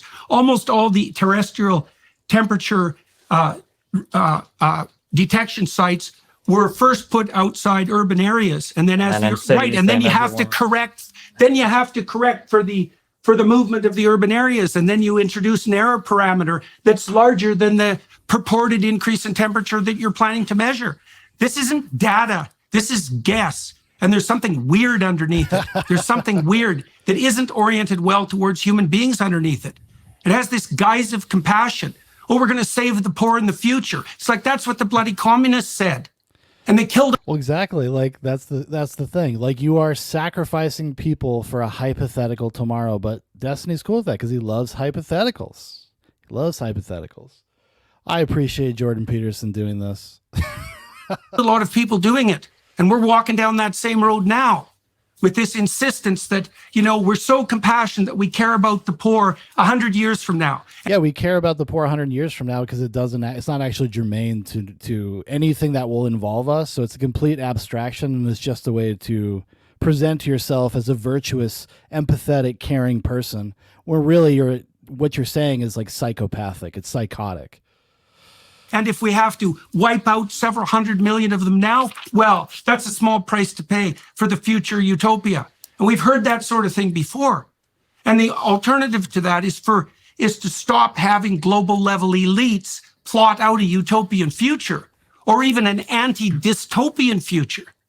And that's exactly what's happening now with organizations like the WEF. And if this wasn't immediately impacting the poor in a devastating manner, I wouldn't care about it that much, but it is. You know, I watched over the course of the last 5 years the estimates of the number of people who were in serious danger of food privation rise from about 100 million to about 350 million. That's a major price to pay for a little bit of what would you say for progress on the climate front that's so narrow it can't even be measured. I don't think the increase in It's actually Ireland, if I'm not mistaken. Is it Ireland or Scotland? I think it might be Ireland. Aren't they like mandating by 2030 they have to like all farmers and cattle ranchers over there, they have to like kill somewhere around like 500,000 livestock? Like they're not allowed to have them anymore. And it's all for like kind of Green Deal, eco stuff. I know that they're all freaking out about it. All the farmers are very upset about it, but that would be an example, a real world, right there in your face example about how some of these measures will negatively affect people. Because if you do that and you make beef a much more hot commodity, it's already kind of expensive, even at major grocery stores. Nobody's going to be able to afford it. Like poor people are not going to be able to afford it, and that's going to affect their diet. It's going to affect the way that they develop. It's going to affect the way their brains develop, etc. And they know all this. They know all this. in hungry. I kind of wish he would just be more emphatic about that. Like, this is policy. This is intentional. People know exactly what will happen when you do these things. They know what will happen to people. They just don't care. People on the planet is because of climate policies. Why not? Because I don't think that countries in Africa are being pushed away from fossil fuels. I think most developing. Of course they are. They can't even get loans from the World Bank to pursue fossil fuel development. What an asshole. And there's plenty of African leaders who are screeching at the top of their lungs about that, because the elites in the West have decided that, well, it was okay for us to use fossil fuel so that we wouldn't have to starve to death and our children had some opportunities. But maybe the starving masses that are too large a load for the world anyways shouldn't have that opportunity. And that's direct policy from the UN, fostered by organizations like the WEF. They're going to have to turn to renewables. Yeah, well, good luck with that, because renewables have no energy density. Besides that, they're not renewable and they're not environmentally friendly. And then one more thing, there's one more weird thing underneath all of this. Okay. Well, let's say if carbon dioxide was actually your bugbear and Well, they don't want those countries to develop because they think, well, if they develop, that means their populations grow, which means more pollution. So they don't want that at all. it was genuine. Well, then why wouldn't the Greens, for example, in Africa, the progressives, be agitating to expand the use of nuclear energy? Especially because Germany has to import it anyways, especially because France has demonstrated that it's possible. We could drive down the cost of energy with low-cost nuclear, and there'd be no carbon production. And then the poor people would have something to eat because they'd have enough energy. And that isn't what's happening. And that's one of the things that makes me extremely skeptical of the entire narrative. It's like two things. The left will sacrifice the poor to save the planet. And the left will deindustrialize even at the nuclear level, despite the fact that it devastates the poor. And that's even worse, because if you devastate the poor and you force them into a short-term orientation, in any given country where starvation beckons, for example, they will cut down all the trees and they will kill down all the animals and they will destroy the ecosphere. And so even by the standards of the people who are pushing the carbon dioxide externality control, all the consequences of that doctrine appear to me to be devastating, even by their own measurement principles. We're trying to fix the environment. Well, boys and girls, doesn't look like it's working. All you've managed to do is make energy 5 times as expensive and more polluting. You were wrong. Hagrid says, I can answer that one, Mr. Peterson. One viewing of Empire of Dust will tell you why nuke plants in Africa are a bad idea. Well, that's why they actually need to be colonized, so people that know what they're doing can build the stuff for them and teach them about it. I saw a video the other day. I mean, you can see videos all the time coming out of Africa with like things going wrong.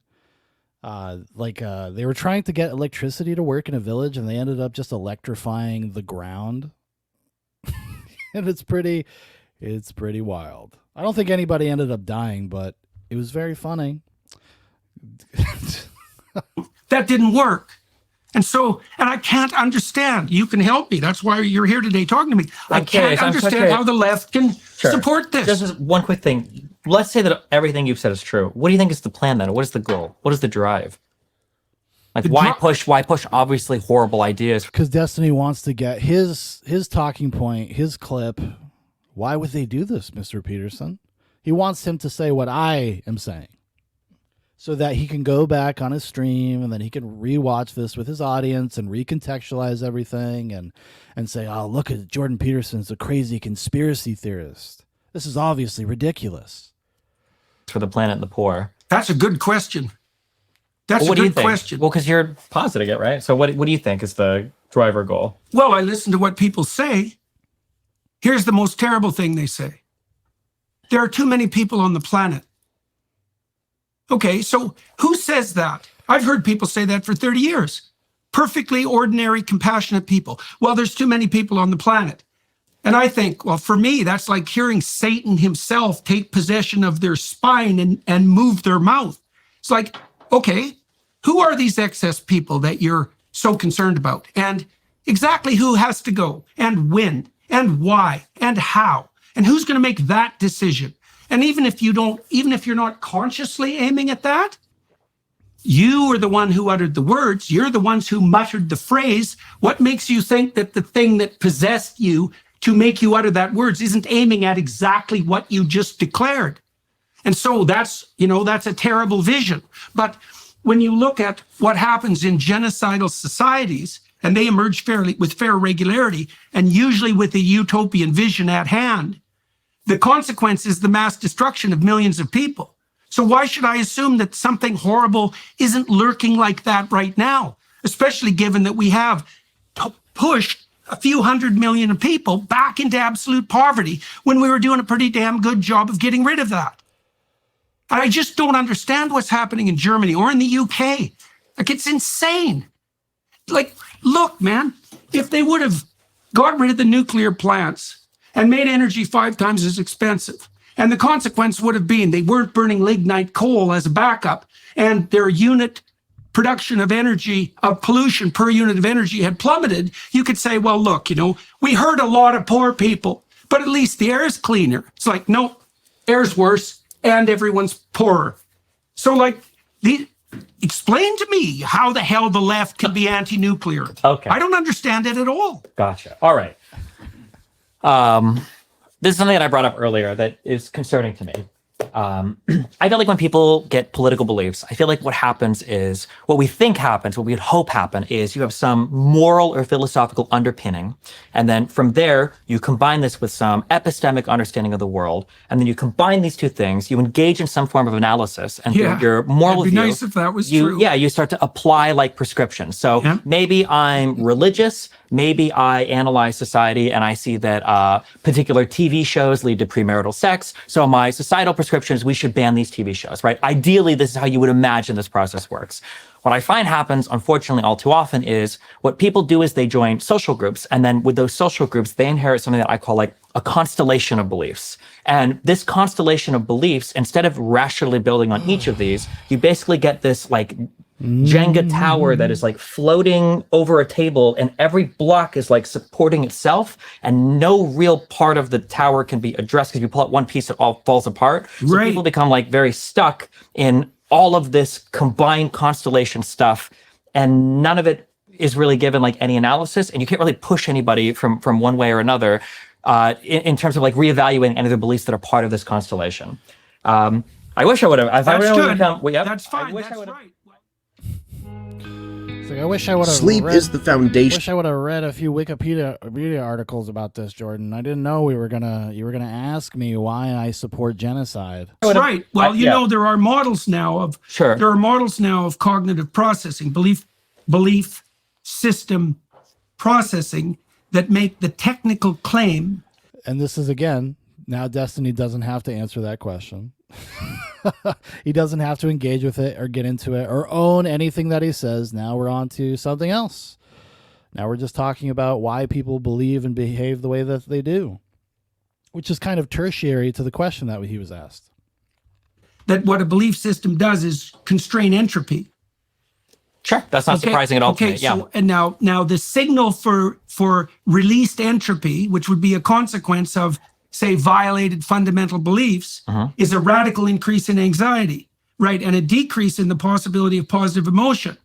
And so people will struggle very hard against that, which is exactly the phenomena that you're describing. Yeah. Okay, I agree with what you said. Although, so here's my so I'm not sure why it's relevant to what, the issue I was I'm getting. Okay, fine. Yeah. Here's my issue. Okay, so when I'm trying to evaluate a situation, I like to think that I have I've got some insulation from the effects of what liberals think or what conservatives think. Is because on my platform, I don't necessarily have an allegiance to a particular political ideology. Like right now. Yes, he does. He does 100%. He's just a partisan hack right now. He's a Democrat shill. I'm like center left to progressive, but I break really hard from progressive on certain issues. I think Kyle Rittenhouse is in the right. I think basically everything you guys are doing with indigenous people is insane, including the complete mass grave hoax. I think that I'm a big supporter of the Second Amendment. I have beliefs where I can break from my side, pretty hardcore because I am not like allegiant to certain political ideology. One thing that worries me with this constellation of beliefs thing is that sometimes when it comes to evaluating... He's like, here's 3 things that I agree with the other side with. All the other things, no, I totally buy into whole hog, everything else, but these couple things. Particular policy or a particular problem, I feel like it's part of the constellation, and sometimes it inhibits people from like taking a step back and reasonably thinking about the issue. So when we're talking about climate change, you mentioned Oh my God, is he going to get to the fucking point? Can you just answer the fucking question? Like, Jordan Peterson is not the 19-year-olds that watch your streams. Like, you don't have to painstakingly explain all of this really rudimentary, semantic, pedantic bullshit. WEF, sacrificing tons of people, the UN, global elites, 5 times energy costs in Germany, genocidal people. I feel like this is part of like a whole thing where it's like, okay, well, let's take a quick step back and let's just like think rationally about this particular issue for one moment. Okay. Well, you asked me what the motivation for anti-poor policies might be, so that's why I was trying Well, I to flesh did, that out. but I got all of those things before I even asked that question. Because I think it's totally possible that somebody might say, okay, well, when you put carbon dioxide in the atmosphere, it seems to cause an increase in surface temperatures. This has been happening from about the 1800s. And as we started to track surface temperatures, whether the thermometer is on top of the Empire State Building or in the middle of a field, it seems like there's an average rise in temperatures. And people all around the world are observing this. In some places more than others. If you live in Seattle and 20 years ago, your apartment building wasn't built with air conditioner units, you feel that now. If you live in a place in London and you've never had an air conditioner before, now that's not acceptable. I think. Well, I think he's also kind of not acknowledging the way people have changed and the creature comforts that people expect to have. Like 20 or 30 years ago, yeah, not as many people probably used air conditioners. I live in the South. I'm originally from up north, and moving down here was like, in terms of like the climate, the temperature was harsh. It gets really hot down here. But for a long time, up until like the 90s, really, like people having air conditioners and stuff wasn't very common. Wasn't a very common thing. I used to talk to my boss. I used to work at like a Greasy Spoon. It's like mom and pop Greasy Spoon. I used to talk to my boss about it all the time. He would tell me about like how he grew up and, no air conditioner, open windows. Sometimes they didn't even have fans, but you get used to it. You acclimate to it. In the time before people wanted all those amenities, people have their acclimation has changed. I think that people on the ground can see that there are changes, and I think that scientists. No, and I don't mean to suggest that's the entire thing. That's the entire answer, but I do think it's a factor worth observing. They look in labs can see changes. It might be that some models aren't precise enough, and it might be that for reasons we don't even understand. Well, the economic models certainly aren't precise enough. Sure, maybe that might be true. Maybe they can't even use them to predict the price of a single stock for 6 months. The economic models are not sufficiently accurate to calculate out the consequences of climate change over a century. And not in the least. I like the comparison because economic models can't predict individual stocks, but they do predict the rough rise of the market. If you invest in the S&P 500, you get cataclysmic collapse. Nope. Even with the cataclysmic collapse accounted for, you're going to see about 7% returns on average with inflation over long periods of time. I wouldn't call an average a very sophisticated model analogous to a climate change. That's the difference between climate and weather, though. right? Is that climate isn't going to tell you what the temperature is on a given day, but it might tell you the average surface temperature over a period of 1 year or 10 years. And then that's the difference between climate and weather. That's the difference between like the market. Yeah, they invented something so that they could be vague and non-specific and still make recommendations based on that vague, non-specific data. Yes, Destiny, you are correct. Hypothetical difference. It is a hypothetical, but again, we're seeing more and more and more data every single year that things are getting hotter and hotter. Let's jump out of our cloud of presuppositions for a minute. Sure. Now, one of the things that... Or no, wait. Before we do that, actually, because I don't want to say, there are some things that we've gotten as a result of investing in green energy that have been good. So for instance, the power of solar energy has dropped dramatically in the United States, faster than anybody thought possible, such that solar energy is like competitive or beating fossil fuels in certain areas. As long as you can set the solar panels up, you're literally beating fossil fuels. Yeah, and as long as the sun is shining. Well, it still is. We're not a nuclear winter yet. No, but it isn't when it's cloudy. And that's why I said depending on where you live. There are places, equatorial places, if you're trying to set up a solar panel in Seattle, you might not have as much luck, or New York City might not have as much. Or in Germany, true. Or all of Europe, or in Canada. There are also other issues that are coming up that I think are obfuscating our ability to evaluate what's being caused by green energy versus not. When we look at but when we talk about the solar energy and stuff like that, what about the giant batteries? Aren't you guys worried about pollution? What are you going to do with those? How do you dispose of those?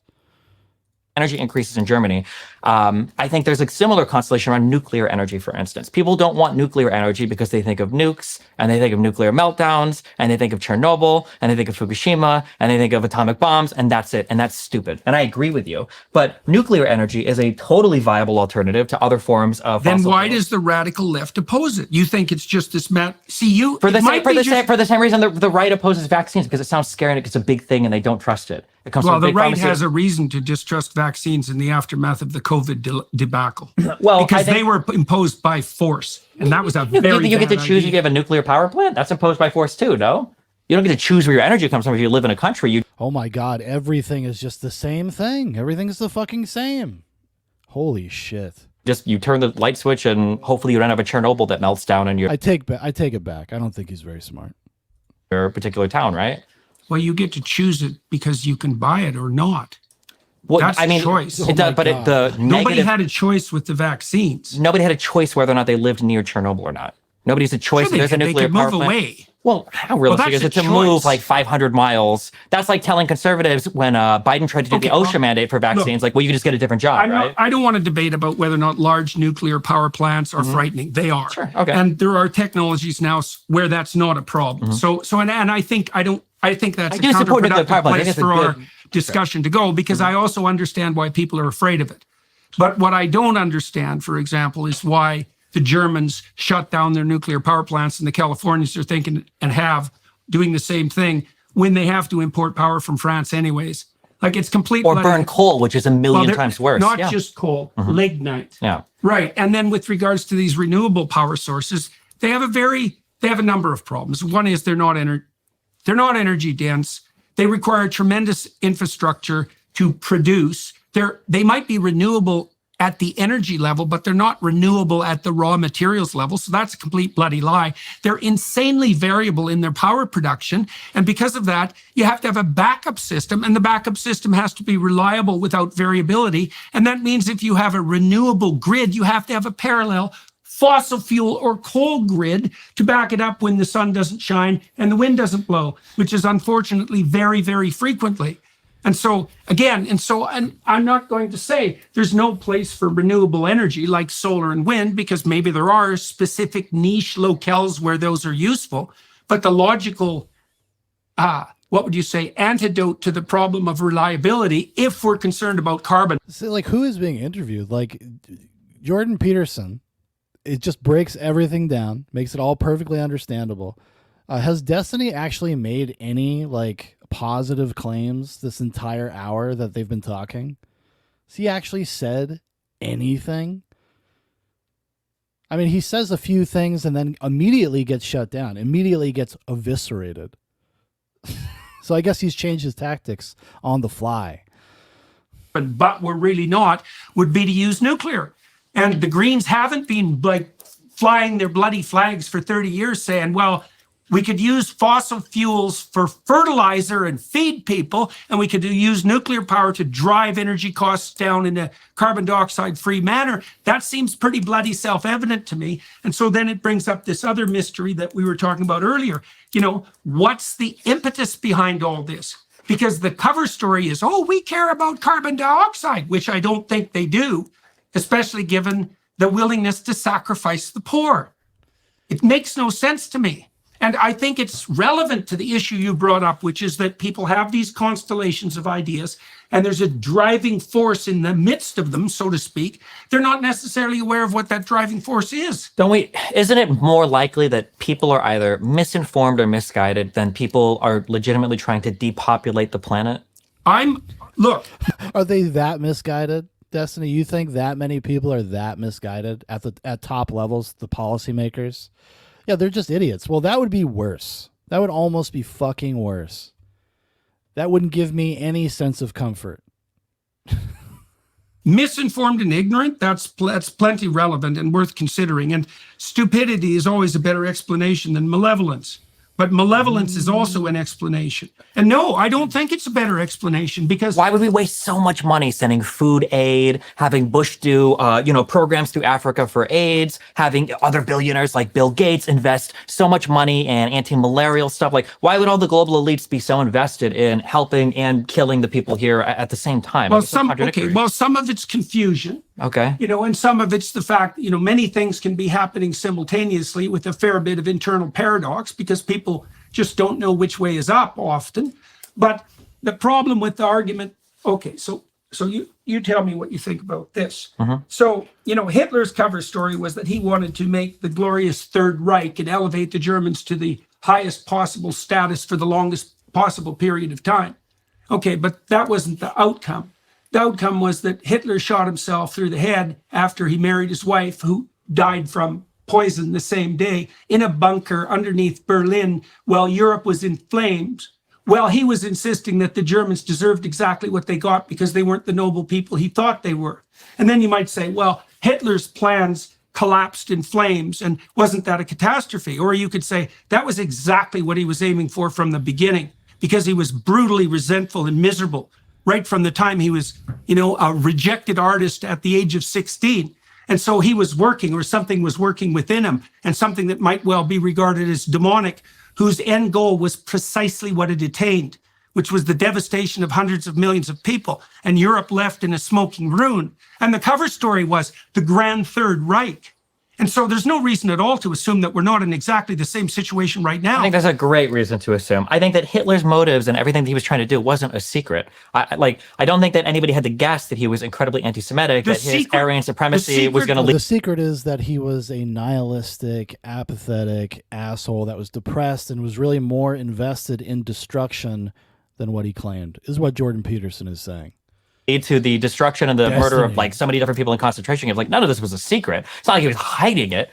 He hid a lot of it. I mean, like he tried to maybe hide the death camps, but nobody in Germany was wondering, like, wow, crazy that pogroms are happening against Jewish people. That's so crazy. Or wow, they're all being shipped to just mainly the Jews to camps to work. Like, that's kind of interesting. Or wow, he talks about this a lot in Mein Kampf, but maybe it's just a coincidence. I don't think you can compare like Hitler to people that are worried about climate change. The worry that I have here is because they both have a similar outward spoken goal. Applying this, people in Germany thought Hitler was perfectly motivated by the highest of benevolent. If I were to take this standard of evidence and apply this lens of analysis, couldn't I say the exact same thing about the conservative constellation of belief? They don't want to intervene anywhere in the world because they don't care about the problems there. They're anti-immigration because they hate brown people. Trump wanted to ban Muslims from coming to the United States because he's xenophobic. Conservatives don't want to have taxes to help the poor because they want homeless people to starve and die in the winter. I feel like some of that's true. And yes, you can adopt that criticism. I think the difference with regards especially to the libertarian side of the conservative enterprise, but also to some degree to the conservative enterprise, is they're not building a central gigantic organization to put forward this particular utopian claim. And so even if the conservatives are as morally addled as the leftists, and to some degree that might be true, they're not organized with the same gigantism in mind. And so they're not as dangerous at the moment. Now, they could well be, and they have been in the past, but at the moment they're not. And so, of course, you can be skeptical about people's motivations when they're brandishing the moral flag. Why would we say that they're not as concerned about the gigantism? I feel like everybody is when it's a particular thing that they care about. Yeah. You mean whether they would be inclined in that direction? For sure, that conservatives wield the power of the government whenever they feel they need to, just as liberals do, right? Conservatives were very happy to see, for instance, abortion was brought back as a state-regulated thing.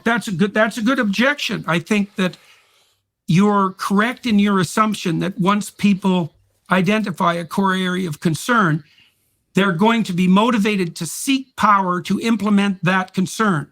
I think cancel culture is a good idea. Yeah, kind of just like the climate activists and eco policies, those types of people.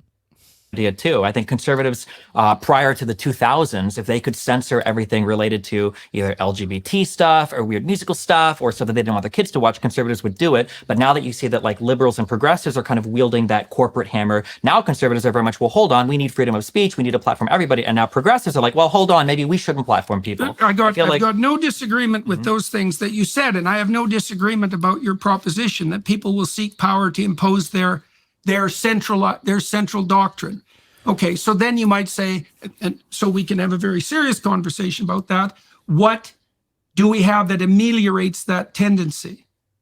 In the United States, we've got hopefully a form of decentralized government. I can't speak to Canada as much, but yes, that's true. So that's one of the institutional protections against that, because what that does is put various forms of power striving in conflict with one another, right? And so that's a very intelligent solution.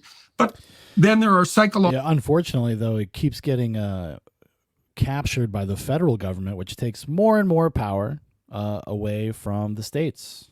Logical and philosophical solutions as well. And one of them might be that you abjure the use of power, right, as a principle. And so, and this is one of the things that was done very badly during the COVID era, let's say, because the rule should be something like you don't get to impose your solution on people using compulsion and force. There's a doctrine there, which is any policy that requires compulsion and force is to be looked upon with extreme skepticism. Now, it's tricky because now and then you have to deal with psychopaths, and they tend not to respond to anything but force. And so there's an exception there that always has to be made, and it's a very tricky exception. But look, let me tell you a story, and you tell me what you think about this, because I think it's very relevant to the concern that you just expressed. And I don't believe that the conservatives. So Destiny's answer to why they're doing this is ignorance and fear. Fear of nuclear energy because they have a perception of it because of movies and nukes, etc. And they're just ignorant about the effects that it'll have if these things are applied. Of course. Are necessarily any less tempted by the calling of power than the leftists. That's going to vary from situation to situation. Though I would say probably overall in the 20th century, the leftists have the worst record in terms of sheer numbers of people killed. So I mean, it depends on how we're quantifying not that. Really. Okay, we'll just quantify Mao. How's that? Direct death of 100 million people. So, that's a pretty stark fact. And if we're going to argue about that, well, then we're really not going to get anywhere. So, and I'm not disagreeing that the Holodomor happened as well. The Soviet Union and China were horrible. I'm not going to. Yeah, I'm not going to. Yeah, of course. And so, war of. I'm just saying, for World War II, it depends on how much you attribute the war deaths to Nazi Germany, et cetera, et cetera. But sure, like largely speaking, I don't think that the left beat the right because the right wasn't trying. I don't think it's because Hitler's lack of trying led him to kill less people than who ended up dying during the Great Leap Forward or during the industrialization of the Soviet Union. Yes, well, I also think it's an open question still to what degree Hitler's policies were right-wing versus left-wing, and no one's done the analysis properly yet to determine that. Well, what do we consider? Because it was a national socialist movement for a reason. And the socialist part of it wasn't accidental. Well, but there was no, cooperatively formed businesses that were owned by all of the people for the people and distributed to the people. And I don't think redistribution was high on Hitler's list of things to do. That's true. It was a strange mix of totalitarian policy. I don't think it was a strange mix. I think it was a bid to appeal to mid-left and center-left, the KPD and the German Socialist Party by calling themselves National Socialists. I think it was very much like an authoritarian, ultra-nationalist regime that pretty squarely fits with. People get mad if you call something far right or far left because they have one of the things I would have done if I would have been able to hang on to my professorship at the University of Toronto would have been to extract out a random sample of Nazi policies and strip them of markers of their origin and present them to a set of people with conservative or leftist beliefs and see who agreed with them more. And that analysis has never been done as far as I know. So we actually don't know. And we could know if the social scientists would do their bloody job, which they don't, generally speaking. That's something we could know. We could probably use the AI systems we have now, the large language models, to determine to what degree left and right beliefs intermingled in the rise of National Socialism. So that's all technically possible. So, and it hasn't been done, so it's a matter of opinion. Sure. So, I don't necessarily disagree. But that's something you could do. Okay, I was going to tell you this story. Okay, well, this Mm-hmm. has to do with the use of power. So I spent a time with a group of scholars putting and analyzing the Exodus story, an Exodus seminar recently. And so the Exodus story is a very interesting story because it's what would you say? It's an analysis of the central tendency of movement away from tyranny and slavery. That's a good way of thinking about it. So the possibility of tyranny and the possibility of slavery are possibilities that present themselves to everyone within the confines of their life, psychologically and socially. You can be your own tyrant with regards to the imposition of a set of radical doctrines that you have to abide by and punish yourself brutally whenever you deviate from them. And we all contend with the issue of tyranny and slavery. And there's an alternative path, and that's what the Exodus story lays out. And Moses is the exemplar of that alternative path, although he has his flaws. And one of his flaws is that he turns too often to the use of force. So he kills an Egyptian, for example, an Egyptian noble who has slayed a Hebrew, one of Moses' Hebrew slave brothers, and he has to leave. There's a variety of indications in the text that he uses his staff, he uses his rod, and he uses power when he's supposed to use persuasion and legal or verbal invitation and argumentation. And this happens most spectacularly right at the end of the sojourn. So Moses has spent 40 years leading the Israelites through the desert, and he's right on the border of the promised land. And really what that means at a more fundamental basis is that he's at the threshold of attaining what he's been aiming at, what he's devoted his whole life to. And he's been a servant of that purpose in the highest order. And the Israelites are still in the desert, which means they're lost and confused. They don't know which way is up. They're still slaves. And now they're dying of thirst, which is what you die of, spiritual thirst, if you're sufficiently lost. And they go to Moses and ask him to intercede with God. And God tells Moses to speak to the rocks so that they'll reveal the water within. And Moses strikes the rocks with his rod twice instead, right? He uses force. And so God says to him, you'll now die before you enter the promised land. It's Joshua who enters and not Moses. Okay, and you might wonder why I'm telling you that story. I'm telling you that story because those concepts at the center of that cloud of concepts that you described are stories, right? They're stories. And if they're well formulated, they're archetypal stories. And this is an archetypal story that's illustrating the danger of the use of compulsion and force. And so one of the problems you're obviously obsessed by and that I'm trying to solve is what do we do as an alternative to tyranny, whether it's for a utopian purpose in the future or maybe for the purpose of like conservatives censoring music lyrics they don't approve of. And one answer is we don't use force. We do the sort of thing that you and I are trying to do right now, which is to have a conversation that's aimed at clarifying things. And so that's a principle that's something like the consent of the governed, right? Mm-hmm. It's something like, but it's also something like you have the right to go to hell in a handbasket if that's what you choose. And as long as you don't, in doing so, you're not in everyone's way too much. You have the right to your own destiny, right? And so, and you don't get to use power to impose that. That's the other thing that worries me about what's going on the utopian front, because the problem is, once you conjure up a climate apocalypse and you make the case that there's an impending disaster that's delayed And you might say, well, delayed how long? And the response would be, well, we're not sure, but it's likely to occur in the next 100 or so years, which is pretty inaccurate. You now have a universal get out of jail card that can be utilized extremely well by power mad psychopaths. And they will absolutely do that because power mad psychopaths use whatever they can to further their cause. So this is my issue, I think. This is my issue with a lot of people when it comes to political conversations. I think that everything you've said is true. And I think that all of it is, it's good analysis, but I feel like it just gets wielded sometimes in one direction. And then people kind of miss that it completely and fully describes their entire side as well. And the thing that I feel like the only solution for this is you hinted at it. It's more than just conversation, although that's a good start. We have to go back to inhabiting similar areas. We have to go back to inhabiting similar like media landscapes. I think that the issue that we're running into right now more than anything else is people live in completely separate realities at the moment, such that if we were even to describe basic reality, how many illegal immigrants came into the United States last year? That should be a factual number that we can know. How many do you think? Somebody,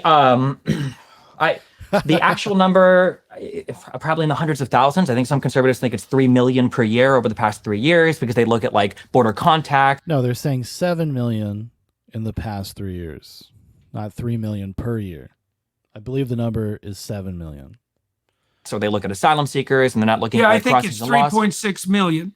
Came into the U.S. and stayed? Yes, through the southern border. Okay. So You know, the historical, average is about 1 million. I understand the chart. Well, historically, there's like 13 to 15 million people full stop in the United States illegally. That's like the whole history of illegal immigration to the United No, it's actually more like 30. States. But hey, maybe I'm wrong there, right? So we can say that that's an example of us living in a fundamentally different reality. Well, the Pew Research Group has established quite... She's telling you that, like, no, the answer's there. You just don't want to look at it. You know why? Because it's Mel time. Uh-oh. No, okay. Mel time. Why did I say this? Mel time. It's Mel time. Hello, darkness, my old friend. conclusively that the variability over the last 20 years for illegal migration in the south border is between 300,000 and 1.2 million. Well, the Pew Research can only establish, I think, the number of people attempting to cross. I don't know if they can know. I don't know if Pew does like census analysis. I'd have to see. Well, I don't. Well, that's a different issue, right? Sure. Because I don't know how you measure how many illegal immigrants there are actually in the country. I understand. I just want to point out. I agree with you. I listened to a lot of Rush Limbaugh growing up. I understand the fear of having a government agency say climate change. Therefore, we have a blank check to do whatever we want. That's scary. Which is what they are doing. The conservatives do the same thing, though. I'm not claiming otherwise. Yeah, but the problem is, I think people don't talk about it. So, for instance. So what did you want him to do, Destiny? Be like, well, Destiny, you know, you're wrong about this thing, and but let me talk about all these other things that you're right about, unprompted. He's answering the questions and talking about the topic at hand, not just like whatever the fuck you want to talk about, which doesn't seem to be very much. I don't think he's said much of anything at all. Even the thing he just brought up, he didn't even know the fucking answer himself, and in using it as an example about how people live in different realities.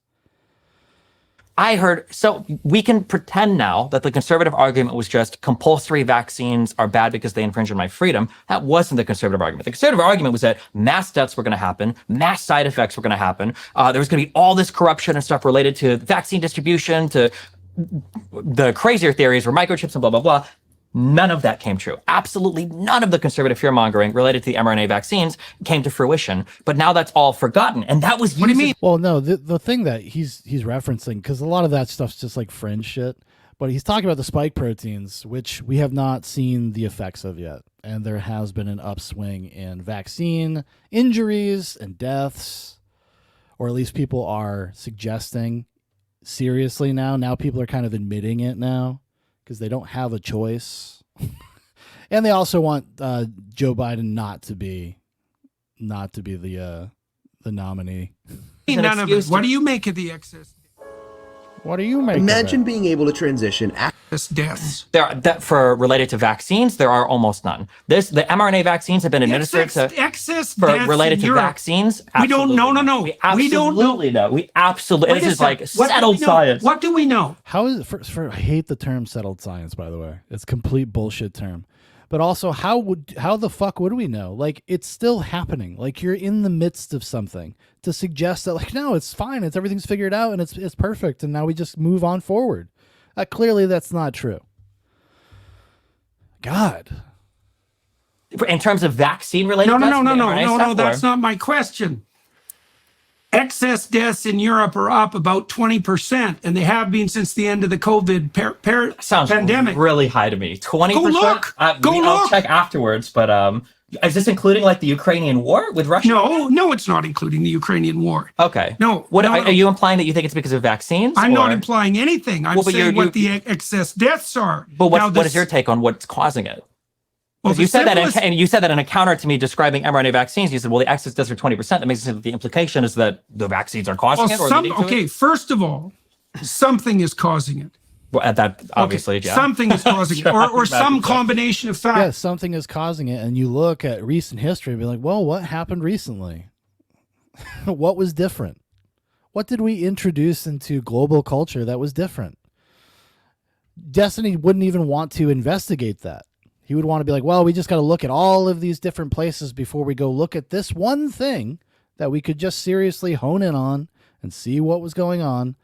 But no, why would we want to do that? Like the science is settled. Okay. The science is settled. It's done.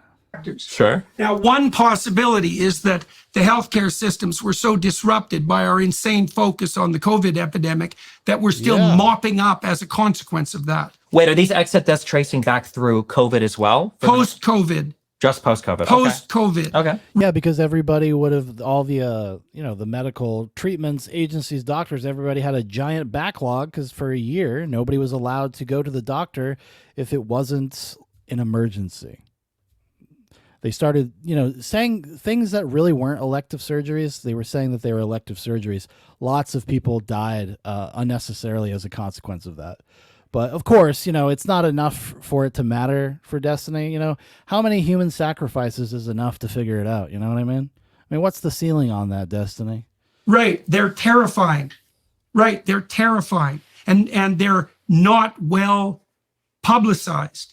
And I think excess trust the fact that you're speaking to them right now seems like... Yeah, but I ferret down a lot of rabbit holes. It's not like it's front bloody page news on the New York Times. Sure, but I think excess deaths that's a metric that you can Google, and I'm pretty sure there are like 3 different huge organizations that track excess deaths around the world. And there are many more.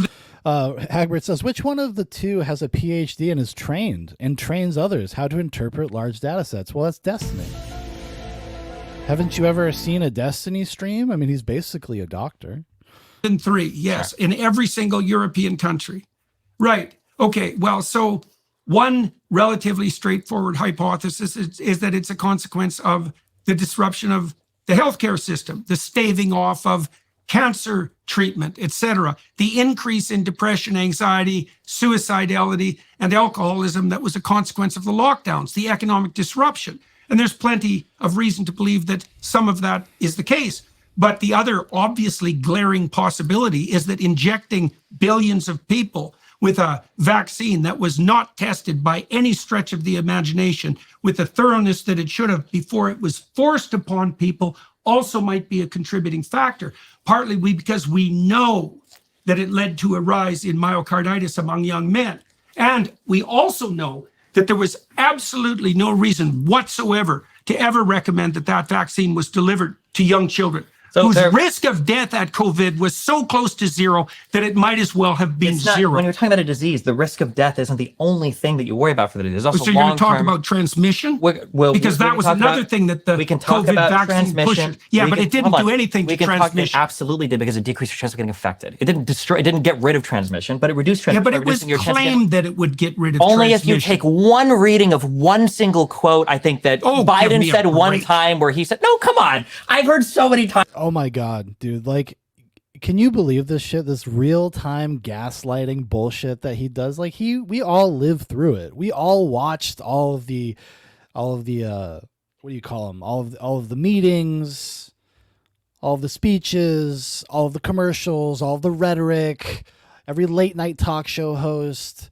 It was a mainstream media thing. They pushed it all constantly, claiming that they got their talking points from, the CDC and the federal government.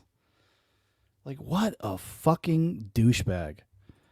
Times because everybody say, "Oh, you can't take anything Trump says seriously." Biden one time on the news says, "If you get the vaccine, you won't transmit the disease." That is so silly. Which was no. Do you know that our prime minister in Canada deprived Canadians of the right to travel for 6 months because the unvaccinated were going to transmit COVID with more likelihood than the vaccinated? So this wasn't one bloody statement. This was hold on. thorough government policy. What in I'm my saying country. is there wasn't a statement given that if you get vaccinated, there is a 0% chance of transmitting the disease. The idea is that vaccines were supposed to help because it reduces your hospitalization, it reduces death, and it reduces transmission, hopefully by making it so that people don't get sick or don't get sick for as long. All three of those things, the vaccines did exceedingly well. They continue to do that to this day, but especially for the first variant and then the Delta variant, the vaccines helped immensely here.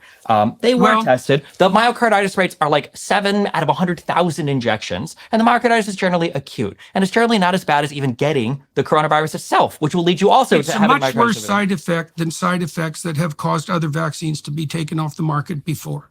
That a 7 out of 100,000 rate of acute myocarditis or pericarditis is not a worse side effect than any other vaccine. I think that is a completely acceptable, given that the disease itself is more likely to cause myocarditis or pericarditis. Yes, I don't think the data suggests support that presupposition anymore. No, they don't. And Destiny probably knows that. Latest peer-reviewed studies show that that's simply not true, especially among young men. So there is an age bracket of young men where the elevated rate of myocarditis, acute myocarditis from the vaccine might have been higher, but we're talking about like 3 or 4 cases per 100,000 people. And again, myocarditis, pericarditis are generally acute conditions. He just said 7, and now it's 3 or 4. I told you at the beginning of this conversation that the progressive leftists were on the side of the pharmaceutical companies. It's not about being on the side of the pharmaceutical companies. It's about really they have no liability, no matter what happens to you. Government mandated vaccine, government paid for. Nothing suspicious there. Everything above board. Like, give me a fucking break. Really? Yeah. What I see as the unholy part of that alliance with the pharmaceutical companies is that it dovetails with the radical utopians' willingness to use power to impose their utopian vision. Well, then what do you make of the otherwise, fact how that- would you explain it? Because the leftists should have been the ones that were most skeptical about the bloody pharmaceutical companies. And they jumped on the vaccine bandwagon in exactly the same way that you're doing right now. Pharmaceutical companies have helped us tremendously throughout the... Right, there we go. Fine. No, You think modern I don't medicine think hasn't? so. No, I don't think Then so. you're just wrong. I think they're You're utterly completely wrong. I see. So you don't think that the pharmaceutical companies who dominate the advertising landscape with 75% of the funding are corrupt? I don't... Corrupt is a very broad... No, it's... Do you think that They push things on people that have awful side effects to make fucking money. The fuck are you talking about, Destiny? Have you ever seen a commercial for an antidepressant? The kind of shit that we suggest that teenagers should take? Corrupt with a tinge of malevolence, willing to extract money out of people by putting their health on the line. You don't believe that? Do you think that we get effective drugs from pharmaceutical companies? Not particularly. Okay. Do you think that any vaccines work? Yes. Do you think that any... I don't think 80 of them work at once for babies. I think that's a little risky. But yet we've been on this vaccine schedule for how many decades? Like this, not like this, not carefully. I had a ton of vaccines when I was a child. I'm pretty sure that was the norm for people. There were a ton of vaccines. There's way more now. Yeah, there's way more now, and also we don't know the long-term effects of a lot of this stuff. I mean, we're talking. There's probably right now like 40 years, really, of a lot of the vaccines that people take regularly. We haven't even gone through an entire generational cycle to really know. And also, the commonly referred to statistic about how autism, grew by 2,000% within a few years. Just, things like that, make you ask questions. Not Destiny, though, okay? He's like, well, they have all these checks and balances, and they wouldn't be allowed. They wouldn't be allowed to do something like that. Okay. And you think Well, that and you can understand why. I mean, look, part of it, no doubt, part of it is a consequence of the genuine willingness to protect children. But the moral hazard is quite clear, and people on the left used to be aware of this. what do you make of the fact? can- What do you think the mRNA vaccine, the speeding up of it, came from? How do you make for the fact that it was Donald Trump that did Terror. warp speed? Who cares? Like, is this the talking point, the big dunk against Jordan Peterson? Well, Trump is the one that, instituted Operation Warp Speed, so you should love it then. Like, what the fuck are you talking about? Terror, So foolish panicking, just like we're doing with the climate issue. So you think Trump Foolish was panicking. Was he in bed with the pharmaceuticals? Was he working with the left, or was it just that was the only panicky thing he made? He didn't try to push for the mass lockdowns like other far left people would have wanted him to do. That was just the one mistake he made, was the pushing for the vaccine. No, I think Trump undoubtedly made all sorts of mistakes, and it certainly wasn't only the left that stampeded toward the forced COVID vaccine debacle. But it was most surprising to me that it emerged on the left, because the left at least had been protected against the depredations of gigantic predatory corporations by their skepticism of the gigantic enterprises that can engage in regulatory capture, and that just vanished. Is it not possible that maybe people looked and they said, hey, if all the governments, all the institutions, all the schools, all the private companies across all the countries around the world are saying the same thing, Yeah. maybe it is the case that this vaccine just... No, because they all took their marching orders from a few select places and then just repeated it uncritically. It's not like they were coming to these conclusions themselves. Like, what a retarded fucking point. That's what I mean. Like, he's a terminal contrarian. It doesn't matter. Like, what he's saying doesn't make any sense. He just wants to argue the other side just for the sake of arguing and just trying to trip you up on things that don't fucking matter. Good thing it's Jordan Peterson, because Jordan Peterson has had to deal with a lot of people like this, and he's not taking it at all. I give him a lot of credit for not like worrying about civility or being polite and asking him direct questions, which he often has not answered pretty much at all. He just deflects. He says something like, well, right-wingers do bad stuff too, and, Trump's bad, so, Trump, don't you love Trump? helps. Is that not possible? Fucking retarded. Oh, sure. Of course it's possible, but that didn't mean it was right. Well, They used force. They used force. We use force for all sorts of things in terms of public We don't health. generally use force to invade people's bodies. How long have vaccine mandates been a thing in Canada, the United States, and the entire world? I don't think they should have been a thing. That's great if you don't think they should have been, but when you say we don't generally use force, we absolutely use force. We've enforced vaccines for a long time. It's an important part of public health. Fair enough. We did it on a scale and at a rate during the COVID pandemic, so-called pandemic, that was unparalleled. And the consequence of that was that we injected billions of people. And again, he goes back to his tact of just lumping everything together and suggesting that they're all the same thing. With an experimental, it wasn't a bloody vaccine. Of course No, it wasn't. Yes, it was. No, it isn't. Yes, it is. It's What, not. isn't it a 100% success rate? You think it's a definition of vaccine? The whole point of the vaccine is to give your body a protein It's to train not on the so that your same immune system works in the technology. future. Who cares if it's not the same? There's They different used types the word of... vaccine so that they didn't have to contend with the fact that it wasn't the same technology. There are different types of vaccines There certainly are. that are And different technologies. Fine. The mRNA vaccines is a type This of used vaccine to be technology. vaccines. Now this is vaccines. No, it was like this and now it's like this. No. It was like this and now it's like this. The mRNA. Because Destiny has no fucking idea how vaccines have expanded in the past 30 years. And I'm not claiming that I do either. Like the however big of a jump that was, I don't either. But he argues as if he does. And then he just stops talking. He just stops talking about it. Like he'll deflect and they'll start talking about something completely different in a minute.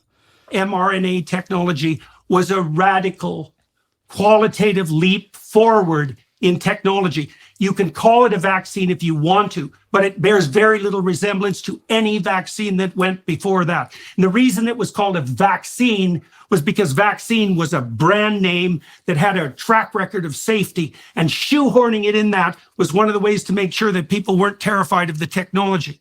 And I think the reason it's called a vaccine is because they're injecting you with something that's inoculating you against something in the future because it has proteins that resemble a virus that infects there your are immune system overlaps trained against. between the mRNA technologies and vaccines, to be sure. But So they're the same, Jordan. Don't you get it? So they're the same then. they wouldn't have been put forward with the rate that they were put forward if they weren't a radical new technology. And it's bad in principle to inject billions of people with an untested new technology. Isn't it also bad in principle for billions of people to get infected with a worldwide pandemic that initially was causing a decent number of deaths, a ton of complications, shutting down world economies? Maybe it was. Maybe it was. So shouldn't we be It able to looks engage like in that analysis and figure out, like, if we look at the we're side not effects of the engaging vaccine- in the analysis. No, because now we're talking about whether or not pretending that vaccines nothing or even happened. vaccines or not instead. No, don't play that game. That is not what I was doing. I was making a very specific and careful case. The mRNA technology, by wide recognition, is an extraordinarily novel technology. And That you can doesn't make call it not a vaccine, though. Well, okay, it's a radically transformed form of vaccine. I don't We give a make damn. updates, That still makes it something so new that the potential danger of its mass administration was highly probable to be at least or more dangerous than the thing that it was supposed to protect against. And we are seeing that in the We are excess deaths. absolutely not saying. So are you implying now that the excess deaths were caused by the vaccines? Or I don't bloody well know what they're That's what you're caused by. implying now. Well, look, if you're going to use Occam's razor, Like, it's a possibility, is what he says. It's all he's saying. It's a possibility, and there's a good possibility that there are tons of fallout and complications that we haven't even begun to contend with. you're kind of stuck in an awkward place here. I'm Because you absolutely not stuck in it. This is Yes. the most administered vaccine in or inoculation, or whatever you prefer to call it, in the history of all of mankind. Every single organization around the world is motivated to call this out if it was a bad thing. You don't think Russia or China would be screaming if Donald Trump or the United States warp sped through a vaccine that was having deleterious effects on populations all around the world? You don't think there wouldn't be some academic institution? You didn't think there'd be more than a handful of doctors and Joe Rogan and some conservatives saying this vaccine might have been... Well, there was a lot of doctors and institutions, but of course, those are illegitimate. Those are quacks because they went on Joe Rogan or talked to Brett Weinstein or something. So they're illegitimate because I don't like those people. Been bad if it was the case that American companies working with companies in Europe and Germany especially, right, because that's where biotech is from, in order to create or manufacture a vaccine that was causing excess deaths all around the world. There are so many different people that would be motivated to call this out. How do you explain it? Also, it's connected to their earlier conversation about population control and culling a population, etc. It's all the same people pushing this shit. Are calling it out. No, it's a handful of people. Where are the governments Look, calling it out? Where are it's the always academic institutions calling it out? Where are the other private companies calling it out? Wouldn't you stand to make a killing if you were a private company in Europe and you could say, look, the mRNA vaccines for sure are causing all of these issues? Why wouldn't Putin? Why wouldn't Xi Jinping? Why wouldn't anybody else in the world call? Maybe they will. Just because it hasn't happened yet doesn't mean it won't happen. It's only been a few years. All this out? It was as horrible as it was. There are plenty of people attempting to call Nobody out the- credible and no huge institution. What do you make of the excess deaths? You haven't come up with a bloody hypothesis. I don't even know if there are 20% at the excess deaths in Europe right now. If I had to guess off the top of my head, it's going to be, like you said, one might be lingering effects of an overwhelmed healthcare system. Another one might be deaths related to the war in Ukraine. Another one might be rising energy costs that have But it's happened for a couple of absolutely reasons. impossible that any of it could be One of them might be rising energy costs.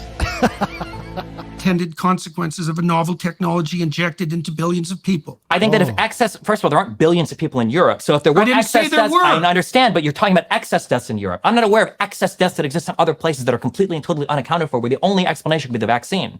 I think if there Well- were, I think more people would be talking about it. Well, first of all, the number of people talking about something is not an indication of the scientific validity of a claim. I Quite the agree with that, contrary. but for a Well, then why vaccine that are was- you using mass consensus as the determinant of what constitutes Because truth? I think for That's something, never been the case. Because I think for something that was given to billions and billions of Get him. Get the Coomer. Get him. people, if this was something that was having a measurable effect on people, it would be it would be impossible to cover it up or ignore it. Well, We what do wouldn't you- have to look at the one case right. brought up on a documentary. We would have to look at the one thing being talked about. Then what do you know, make but of the VAERS data? the ver- There's more negative side effects reported from the mRNA vaccines than there were reported for every single vaccine. Those are self-reported.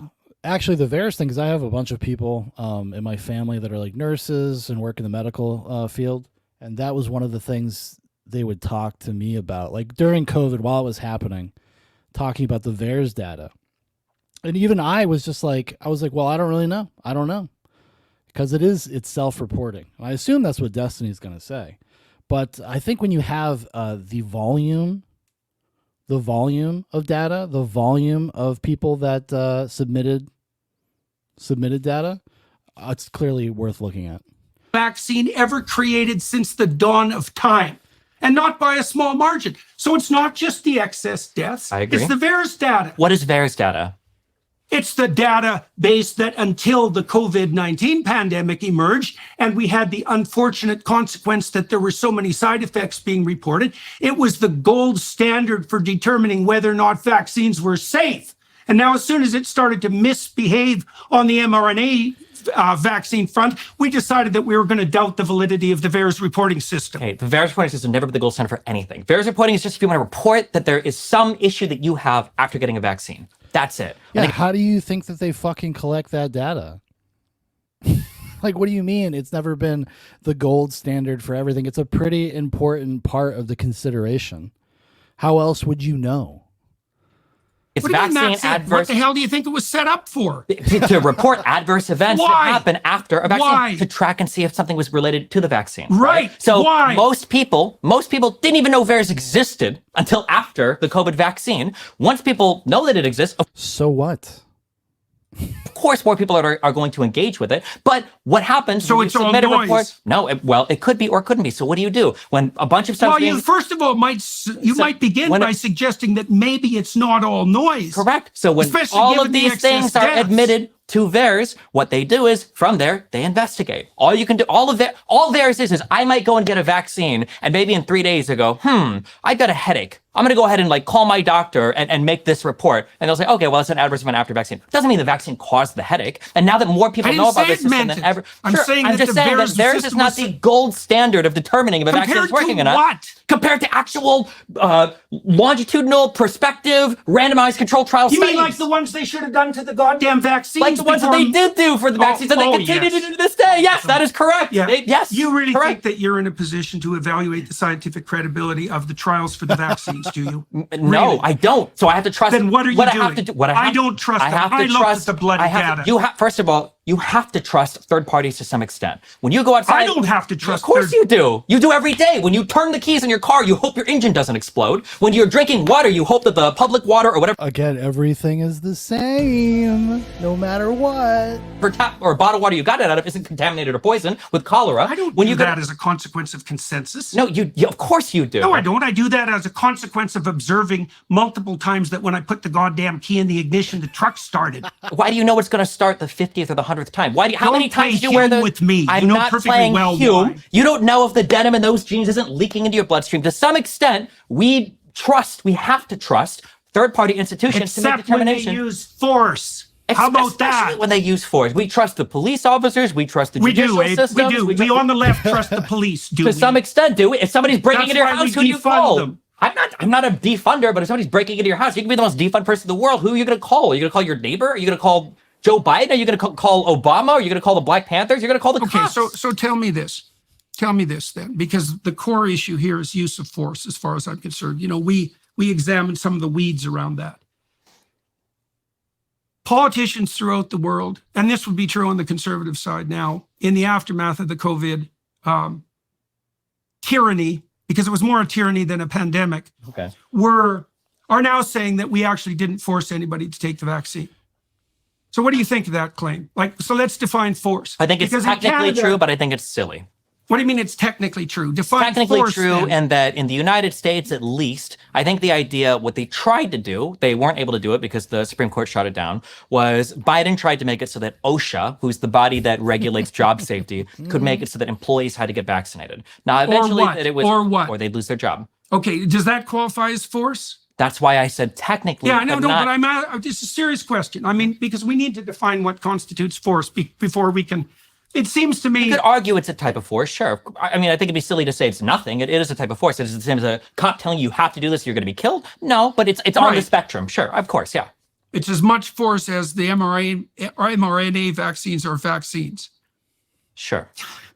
It is a type of force, and the mRNA vaccines are a type of vaccine. I really think the problem was with the COVID response. I really think the problem was the use of force. I mean, I can understand to some degree, although I'm very skeptical of the pharmaceutical companies, and far more skeptical than your insistence upon the utility of consensus might lead me to believe you're skeptical of them, which is surprising, I would say, given that I'm very skeptical of them. That's why I'm glad there's multiple companies, multiple countries, multiple academic institutions that do research, and the FDA. Yeah, You're dressing up in lingerie before your mirror at home, tucking your dick between your legs, imagining you have a vagina. Consensus. very skeptical. You should be in any private system. You should be skeptical of every private company, of course, whether we're talking media, pharmaceuticals, or automobile manufacturers, yeah. But skepticism doesn't mean a blind adherence to the complete... Just a few years ago, like, he just kind of repeats whatever's out there, like, in terms of his ideological perspective, like whatever research is out there. Like a few years ago, he was on the debate circuit. It was when the trans stuff was really big in the internet debate world. And he definitely advocated for puberty blockers and the fact that they didn't do anything bad to you, that there was no irreversible damage that was going to happen. He was all about that. He argued about it for like a year. Well, some kids are. And if they say there's no, if there's no damage that's going to be done, then what's the big deal? Total opposite of whatever it is they're saying, right? They're undoubtedly, like, if you look at Alzheimer's research, there's been groundbreaking. Like, he's not a very critical thinker, which is kind of surprising a little bit. I don't watch him like religiously or anything, but I'll tune in every once in a while. But there's a stark contrast when he's talking to some fucking chud on the internet that he can easily dominate, and then talks to somebody who talks for a living and actually kind of knows what they're talking about, especially when there are things surrounding like his profession. Making improvements on drugs to treat Alzheimer's research over the past 3 years that 5 years ago, none of these drugs even existed. And now, so I mean, how about if you're skeptical of anyone who's willing to use force to put their doctrine forward? Then you're skeptical of literally every single person, political ideology ever have existed in all of humankind. Some degree of force, you would undoubtedly believe this, right? Some degree of force is probably necessary for any kind of cohesive society, right? No, I don't believe that. Of course there is. No, even if you had a tribe of 100, 120 people, if somebody was stealing something, right? You have to punish that person. I said earlier that becomes complicated when you're dealing with the psychopathic types. Right, so that's a complication. But I would say, generally speaking, that the necessity to use force is a sign of bad policy. And no, I don't think, I'm not particularly Hobbesian. I don't think that the only reason people comport themselves with a certain degree of civility in civilized society is because they're terrified by the fact that the government has a monopoly on force that can be brought against them at any moment. I think that keeps the psychopaths in line to some degree. But I think that most people are enticed into a cooperative relationship, and that formulating the structures that make those relationships possible is a sign of good policy. I have to. Unfortunately, this is, in principle, I totally agree with Jordan Peterson, but the reality of the world right now, the outpouring, the breaking out of violence all over the country, especially in major metropolitan areas. I mean, shit. You got to start. I want to start instituting a rubber hose policy. Let's bring the rubber hoses back. To ask, because I have watched a lot of your stuff in the past. I remember you speaking very distinctly on this, that, for instance, when two men are communicating with each other, there is an underlying threat of force that kind of puts on the guardrails those particular social interactions. For instance, and it's a mutual agreement. It's a social contract that we all engage with, that we are not going to fucking stab each other. And for most people, a lot of people, that's enough. The non-aggression principle, you don't hit somebody because you don't want to get hit, etc. The threat of force is don't be psychopathic. What is how broader is psychopathic here? Are we defining? Well, I can define it. I mean, Sure, yeah, go for it. Well, a psychopath will gain short-term advantage at the cost of long-term relationship. Okay, That's really the core issue. Well, you know, you made a reference to something like that earlier in your discussion when you pointed out that people claim to be motivated, let's say, by principle, but will default to short-term gratification more or less at the For drop of social a hat. goods, yeah. Yeah, exactly. Well, the exaggerated proclivity to do that is at the essence of psychopathy. So it's very I'm curious immature. with this definition of psychopathy. Does It's that the mean definition of psychopathy. It's not an ad. It's not mine. That's the core of psychopathy. okay? I'm not in the United States. They would call it all ASPD now. No, it's separate from that's antisocial personality disorder. I thought that subsumed psychopathy and sociopathy. Psychopathy is more like it's more the pathological core of antisocial personality disorder. Okay, maybe that might be true. Okay, that's a better way of thinking. Like the worst. A small number of criminals are responsible for the vast majority of crimes. It's 1% commit 65%, something like that. Do you think is psychopathy something that can be environmentally induced, or do you think this is core to a person? It's both. So, Okay. for example, if you're disagreeable, like you are, by the way, your proclivity, if you went wrong, would be to go wrong in an antisocial and psychopathic direction. And that's more true of men, for example, than it is for women. That's why men are more likely to be in prison by a lot. I think it's 10 to 1 or 20 to 1 generally. It depends on the particular crime, with it being higher proportion of men as the violence of the crime mounts. So you can imagine on the genetic versus environment side. So imagine that when you're delivered your temperamental hand of cards, you're going to have a certain set of advantages that go along with them that are part and parcel of that genetic determination. And there's going to be a certain set of temptations as well. So for example, if you're high in trait neuroticism, you're going to be quite sensitive to the suffering of others and be able to detect that. That's useful for infant care. But the cost you'll pay is that you'll be more likely to develop depression and anxiety. And if you're disagreeable, extroverted, and unconscientious, then the place you'll go if you go badly is in the psychopathic or antisocial direction. And there are environmental determinants of that to some degree. Sure, genes express themselves in an environment. I agree. When I'm just curious for the definition of psychopathy for short-term gain at the expense of long-term relationship. Really, that's probably the best bit. Yeah. When you look at stuff like people that are self-destructive, say people that engage in behavioralists like obesity, is that like a type of psychopathy to you, or is that like something different, or how do you define these types of things, I guess, or how do you view that type of thing? Well, no, there is an overlap in that addictive processes, one of which might lead to obesity, do have this problem of prioritization of the short term. But so that overlaps with the short-term orientation of the psychopath. But a psychopath an obese person isn't gaining anything from your demise to facilitate their obesity, right? So there's a predatory and parasitical element to psychopathy that's not there in other addictive short-term processes. Do you think, is it possible that there are things, because then to circle back to the tribal example I gave, isn't it possible that people can commit harms against other people where they're not necessarily gaining from their demise, but it's just some other sort of gain that they're being better? So for instance, like I'm talking to some friends and I'm just gossiping or shit talking another person. I'm not necessarily feeling good that I'm trashing them per se. I'm feeling good because this group of friends might view me more favorably because I have like a gossip or something to share with them. Well, but that's the gain right there. And you are contributing to the demise of the people that you're gossiping about. But yes, you are, because you're negatively affecting the perception of this group of that person for your own benefit. But I think I feel like there's fundamentally different type of thought process between like, I want to tell you something juicy about this guy because it'll make you like me, versus I want to tell you something juicy about this guy because I hate this guy and I want him to like have a worse reputation among people. I feel like there's different drivers for that. I guess your motivation doesn't really matter. That is the effect. Would say that's an interesting distinction. I would say probably that the hatred-induced malevolence is a worse form of malevolence than the popularity-inducing malevolence. Yeah, the only reason it's a tough one, but the only reason I bring that up is because I feel like a lot of malevolence that we have social guardrails for is that type of like selfish malevolence where you're not.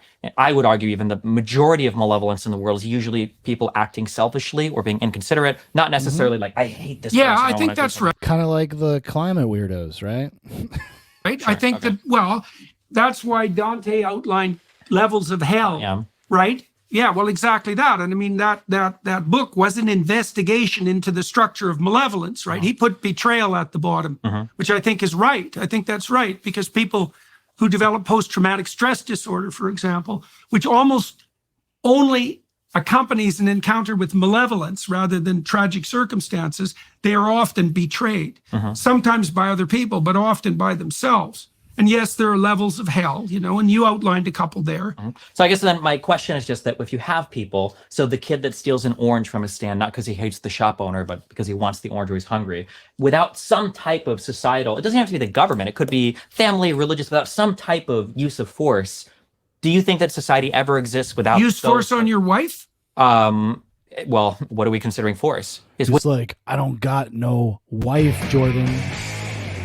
Sensitive topic. Withholding sex, for instance, is that considered force, or is saying we're going to cancel a vacation? Deprivation of an expected reward is a punishment. So you could, well, no, but I mean, this is a serious question. I mean, look, if we're thinking about the optimization of social structures, we might as well start from the base level of social structure and scaffold up. Sure. So right? I was like, if a wife is upset at a husband, for instance, would that be considered use of force? I think a negative punishment. You're removing a stimulus to punish a person for something. Yeah, would you consider that like a use of force? Or I would say it would depend to some degree on the intent.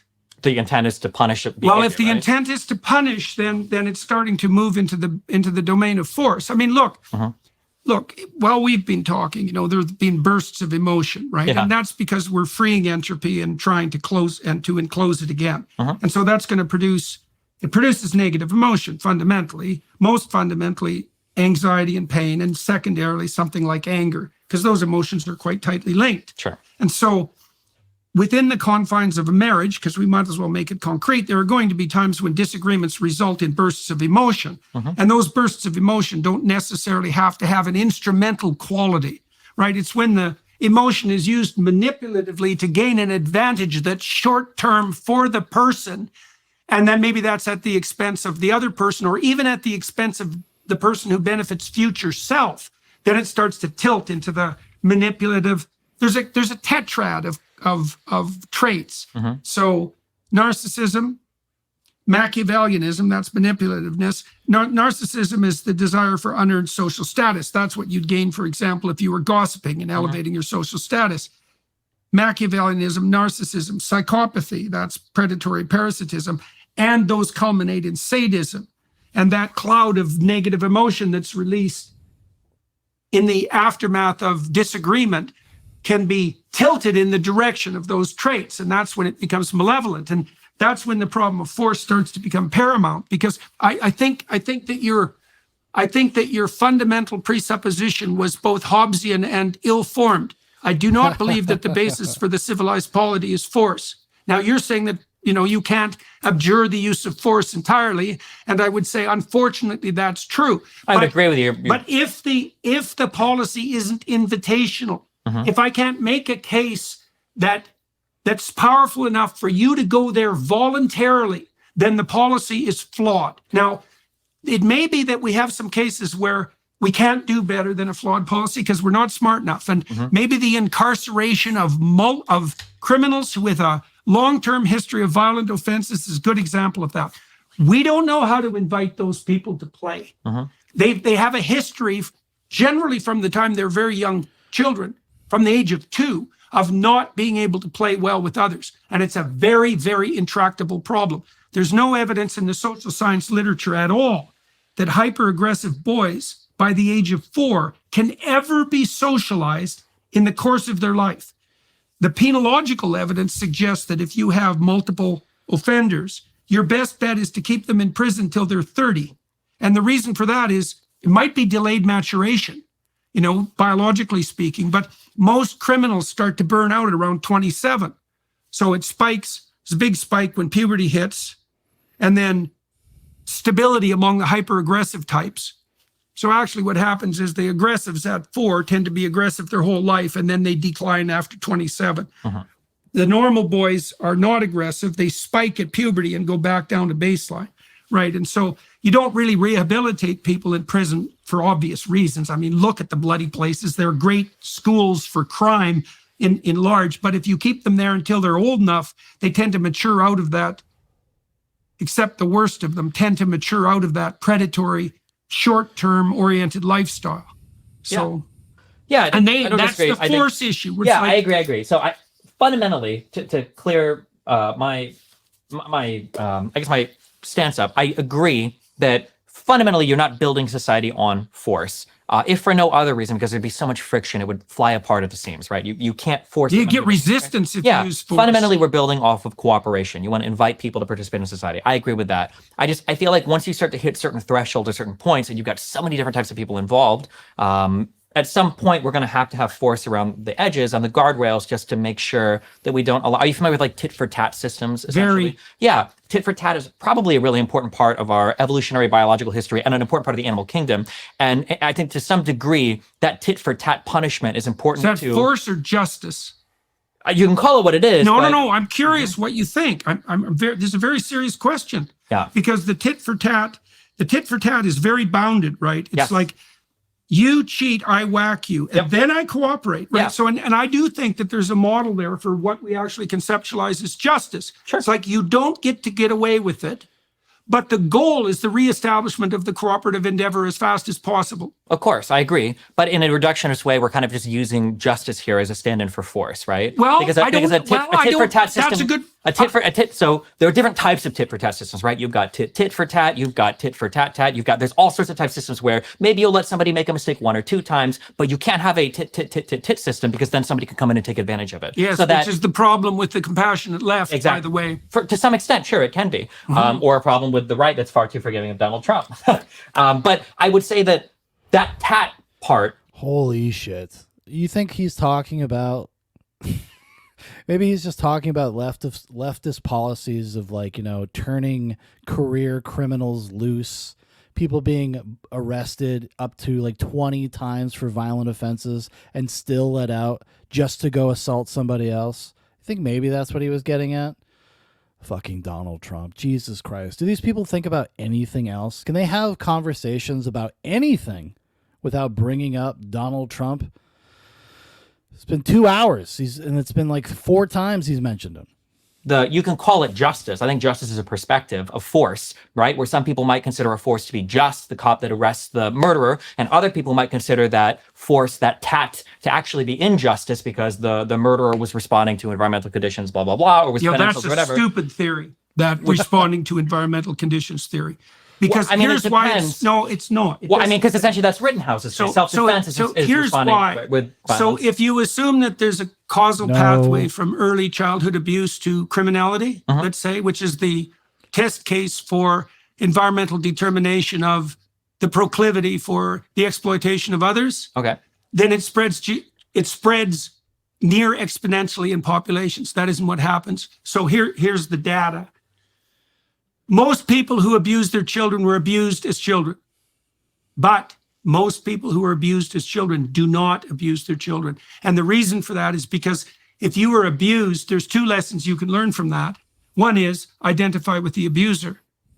The other is right, exactly. And what happens, and if this didn't happen, every single family would be abusive to the core very rapidly. Yeah. What happens is the proclivity for violence itself, it dampens itself out as a consequence of intergenerational transmission. So the notion that privation is a pathway to criminality, that's not a well-founded formulation. And there are an infinite number of counterexamples, and they're crucial. And some of the best people I know, and I mean that literally, are people who had childhood so absolutely abysmal that virtually anything they would have done in consequence could have been justified. And they chose not to turn into the predators of others. And that was a choice, and often one that caused them to reevaluate themselves right down to the bottom of their soul. And so that casual association of relative poverty, even with criminality, we know this too. You take a neighborhood where there's relative poverty, the young men get violent. They don't get violent because they're all hurt and they're victims. They get violent because they use violence to seek social status. And so even in that situation, it's not, oh, the poor. It's no wonder they're criminal because they need bread. It's like, sorry, buddy, that's not how it works.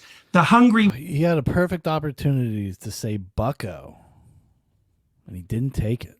women feeding their children don't become criminals. The extraordinarily ambitious young men who feel it's unfair that their pathway to success become violent. And that's 100% well documented, and generally by radically left-leaning scholars. Sure, So- I don't disagree with any of that. Wealth inequality in areas is a much better predictor of crime than poverty, than absolute Right, poverty. but Of it's a course, very yeah. specific form of crime. It's sure. status-seeking crime by young men.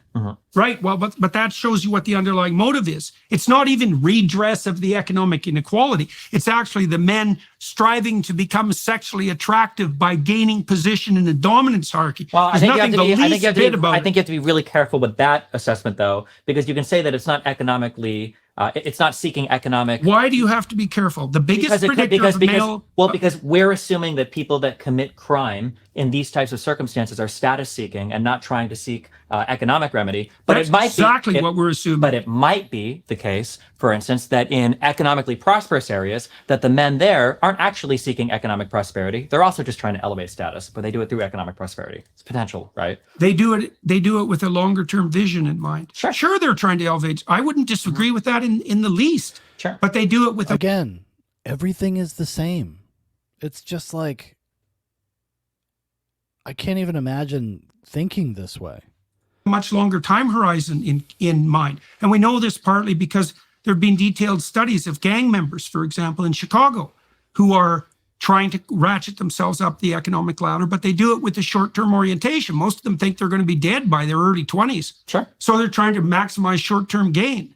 So it has nothing to do with the redress of economic inequality, except in the most fundamental sense. And it is status-driven because they're looking for comparative status. Sure, I among understand what you're saying. compatriots. I don't think any human being has baked in a desire to seek economic prosperity. I think that that's like a third order thing that we look for. And fundamentally, it's probably more like safety, security for ourselves, and then status seeking for other things. I think that changes when you have children. No, well, I mean, the safety and Because security your would extend to your status is children. irrelevant or starts to become irrelevant at that point. I mean, depending on how you view your status, right? You can't do that every time we have a discussion. Sure, You know, well, I'm just saying, for redefine instance, one of the damn important things for core my child is term. to be able to send my child to a good school. I need to have an elevated status, right? I need to be able to buy a house in the right school district. Or I need Yeah, but your identity changes and what you care about changes. So your status becomes a facilitator of your child's life. It's not for your personal gain. It's not for your self-esteem necessarily. You get self-esteem. You get joy. You get those things by being a good provider. be able to pay the education for him Right, to but go. you're not telling me, I hope, that the driving factor behind your desire to care for your children is an elevation in your status. No, but I'm saying that the elevation of status. No, for him, it definitely is. He actually only uses his son as a talking point occasionally in debates. And when asked about, like, you know, oh, why we were watching the Candace Owens one, and the thing with Seth Rogen got brought up. He's like, oh, my life is great without kids. I never want to have kids. I get to wake up whenever I want and smoke weed in bed with my wife while we watch cartoons. The height of culture, the height of achievement, the height of status. And he was like, yeah, those things sound awesome. I got that kind of, like, go wherever I want. I talk to interesting people. Didn't mention his son. Status might be what allows you to take care of children. So, for instance, one of the biggest predictors of getting married is already it status achieving. or position? Well, that's what I'm saying. I'm saying there's a. I know, all they're of these things kind of play confounding. into, yeah. Okay, look, we're running out of time. Yeah, you're good. You're Okay, smart. wait, real You're quick. Yeah, just smart. to go back. You're I just want to sharp. say that tit for tat thing. I was just saying Yeah. that the tat thing, there is some underlying built into probably our genes, right? Because we see it all throughout the animal kingdom that there's some level of punishment or some Justice. level of force. You can call it Justice. No, sure. but I think it's the right. It's I really justice think when it's- you're the tatter, not when you're the titter, though, right? No, when you're the no, titter, no, it's just retribution. No, I don't Yeah. think that's true either. Look, if you read Crime and Punishment, for example, one of the things you see that emerges when Raskolnikov gets away with murder, and it's a brutal murder, and he gets away with it. It's completely clear, and he has a justification for it. And what happens as a consequence is that disturbs his own relationship with himself so profoundly that he can't stand it, such that when a just punishment is finally meted out to him, it's a relief. And that's not rare. And that is like, there isn't anything more terrifying. This is why Crime and Punishment is such a great novel. There isn't anything more terrifying than breaking a moral rule that you thought you had the ability to break and finding out that you're somewhere now that you really don't want to be. And then that. Yes, and we have justice as a mechanism, force, to remedy that, to even save you from yourself and save you from what you might do to others, etc. You know, there's nothing. This also presupposes that you have the capacity to feel guilt. Worse in your own life than waiting for the other shoe to drop. If you've transgressed against a moral rule and now you're an outsider because of that, you live in no man's land. The fact that you have just retribution coming to you, that can be a precondition for your atonement and your integration back into society. But it's probably important to note that depending on the system you exist in, those moral transgressions just aren't. Right? So to take it back to, I'll use your leftist example, you might consider threat of force for somebody to get a vaccine to be a highly immoral thing that might be a transgression against some fundamental moral thing, but a person on the left might think that they're actually satisfying their moral requirement to society by doing so. Much the same as a child soldier, or not, I won't use child soldier, but maybe an older person that's committing intifada or some kind of Islamic terrorist thinks that they're fulfilling some moral calling as well. No doubt that that's the case. That's why I was focusing in on the use of force, is that I think it's a good rule of thumb policy that if you have to implement your goddamn scheme with force, then there's something wrong with the way it's formulated. Does it bother you that every religious... We could have used a pure invitational strategy to distribute the vaccine. It would have been much more effective. And it was bad policy, rushed. We're in an emergency. We have to use force. It's like, no, you weren't. It wasn't the kind of emergency that justified force, not least because behavioral psychologists have known for decades that force is actually not a very effective motivator. It produces a vicious kickback. So, one of the things, this is going to happen for sure, is that the net deaths from people stopping using valid vaccines as a consequence of general skepticism about vaccination is going to cause, in my estimation, over any reasonable amount of time, far more deaths than COVID itself caused. You violate people's trust in the public health system at your great peril. And you do that by using force. And we did that. And so you can see already. Yeah, but they're just dumb rubes. And they just don't believe everything that the Destiny believes. They don't just believe everything that they're told because they're fucking stupid and they deserve to die and they're going to kill themselves and their children and good. That's Destiny's actual position, by the way. I don't know. I have a feeling he's not gonna do that here, but that is how he actually feels. Already that there's hordes of people who are vaccine skeptic, this generalized skepticism that to some degree you were rightly decrying. It spreads like wildfire, and no wonder, because if you make me do something, I'm going to be a little skeptical of you for a long time. This conversation, we're here voluntarily, like we're trying to hash things out and in good faith, but neither of us compelled the other to come here, and neither of us are compelled to continue. And so that makes it a fair game. And a fair game is something that everyone can be invited to. And I suppose that's something that's neither right nor left, hopefully, right? Something we could conceivably agree on. And I also think that I don't have any illusions about the fact that there are people on the right who would use power to impose what they believe to be what would you say? Their core idol. Of course, the temptation to use force is rightly pointed to by the leftists who insist that power is the basis for everything. It isn't the basis for everything. That's wrong. It's really wrong. But it's a severe enough impediment to progress forward that we have to be very careful about it. So look, we have to stop. Sure, yeah. I want to know if there's anything else you'd like to say before we stop, because unfortunately we have to stop rather abruptly. And so I feel like we got pretty far into this. What are you trying to accomplish? Let's stop with that. We found out a little bit about who you are. I mean, you formulated your proclivity in terms of, to some degree, in terms of delight in argumentation or facility at it, which you certainly have. The danger in that, of course, is that you can be oriented to win arguments rather than to pursue the truth. And that's the danger of having that facility for argumentation. Sure. Oh, you don't say.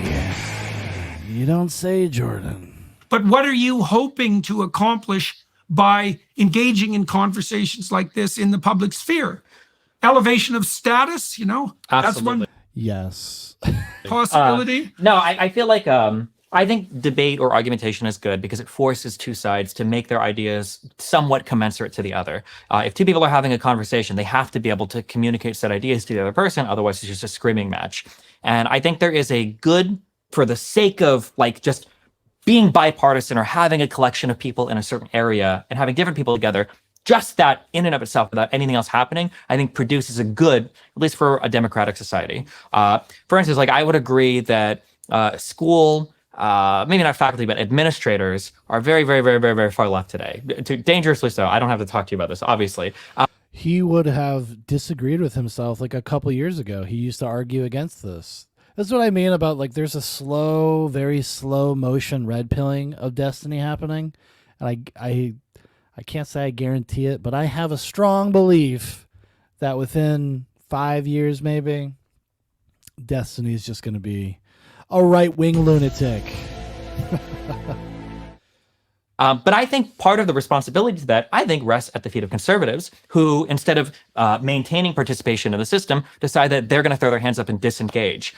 When I go and I see... Or be forced out. Or be forced out, sure. In my case, that's fine. example. Yeah, sometimes it can happen. But I think that Often. rather than accepting being forced out, or rather than encouraging other people to disengage, the engagement has to happen. Mm-hmm. It can't be... So I wonder what Destiny thinks of like Christopher Rufo, the guy that's all about like kind of dismantling DEI and progressive policies in American colleges and high schools and stuff.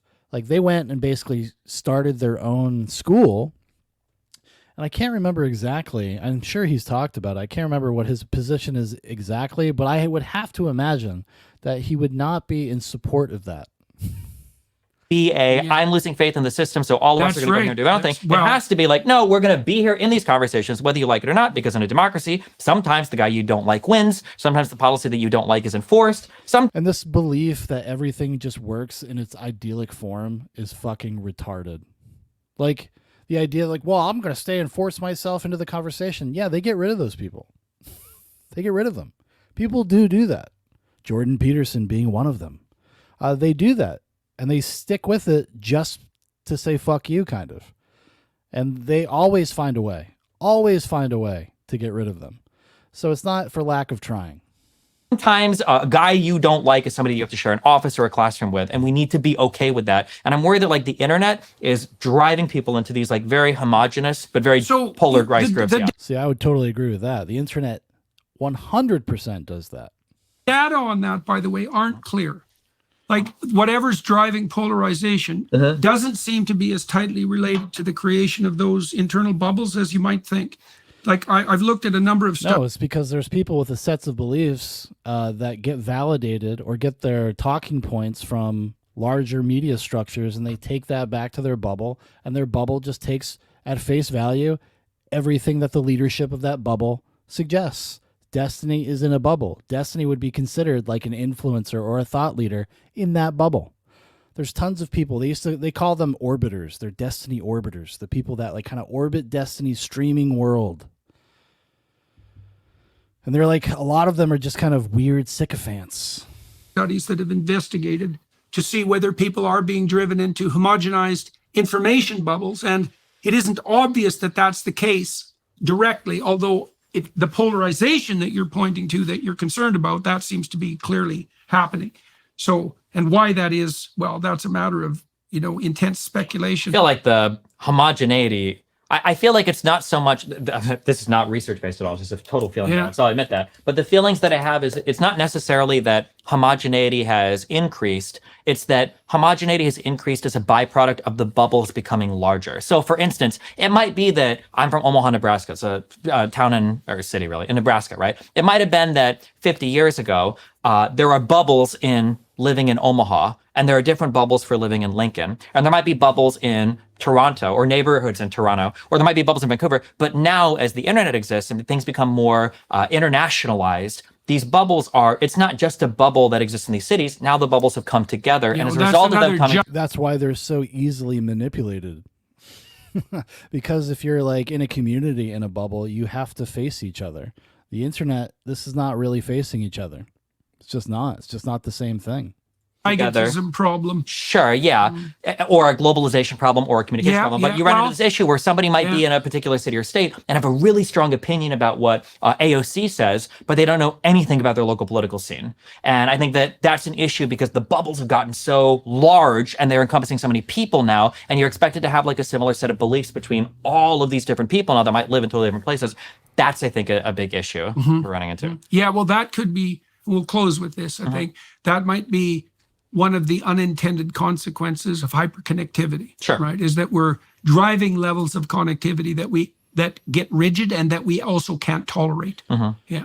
All right. Well, that's a good place to stop. Well, thank you very much for coming in today. That's much appreciated. And you're a sharp debater and good on your feet. So that's fun to see. And I do think that your closing remarks were correct, is that the alternative to talking is fighting. Right.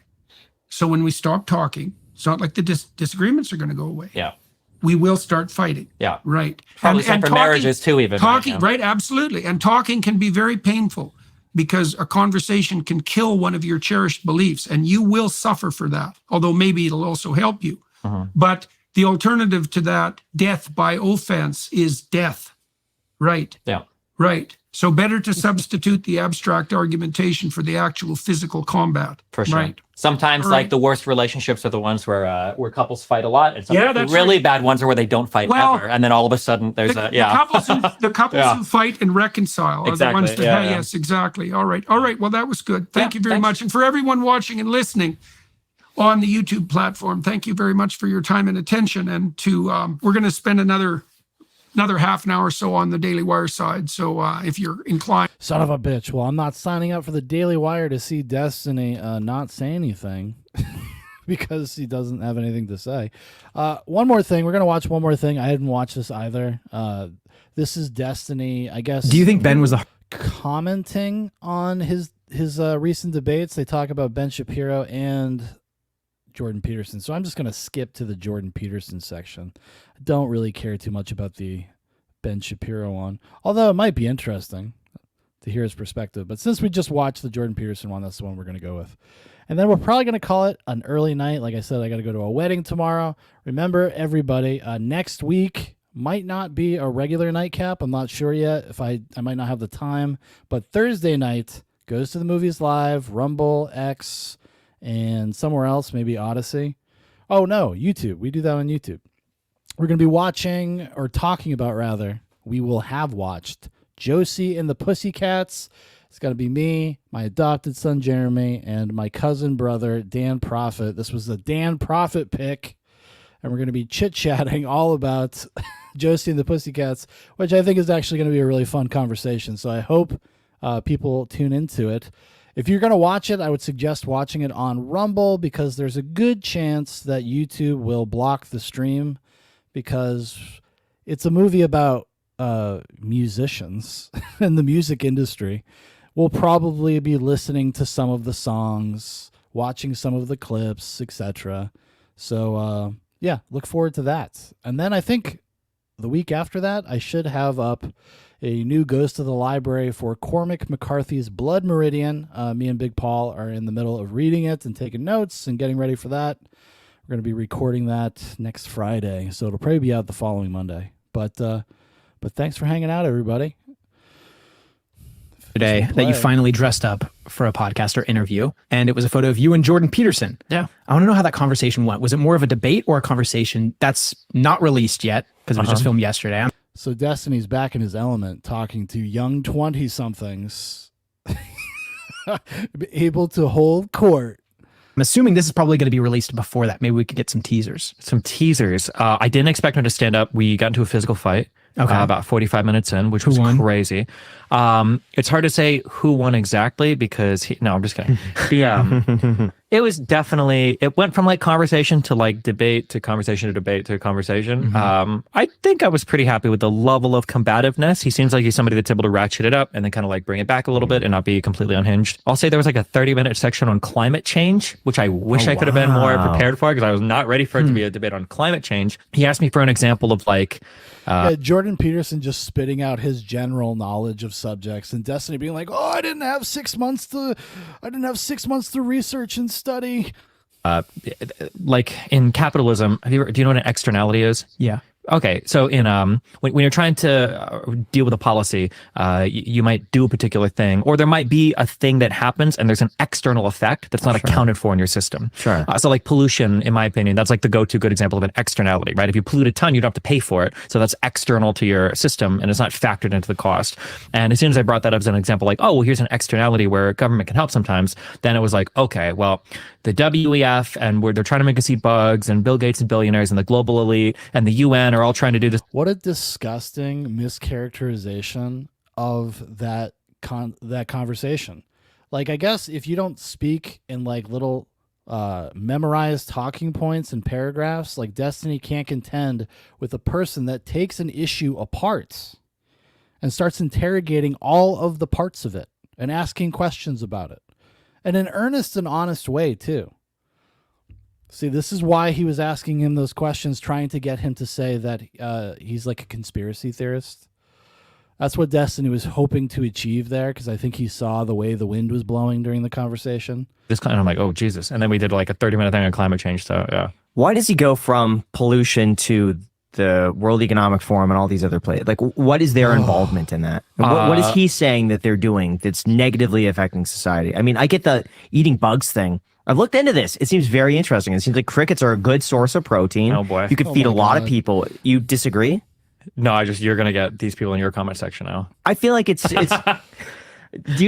not controversial. It's like this seems like a fact. I don't know about the crickets. Can you elaborate? Crickets are like the highest source of protein that you could get. They reproduce. What does that have to do with WEF? I don't quite know. You know, they used to have dystopian movies where people ate bugs. Have you guys ever seen the movie Snowpiercer?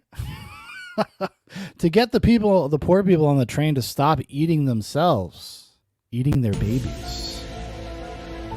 Chris Evans knows that babies taste the best. They started giving them these protein squares, these gelatinous protein squares that were made from bugs. And it was a horrific moment in the movie. It's like a horrific reveal.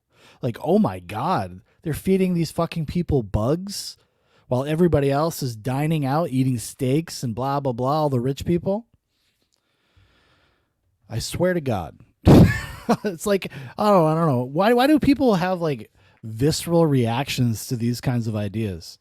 I don't know. It's been seeded into us, probably on like some sort of weird genetic level at this point, that these are red flags. These are bad things.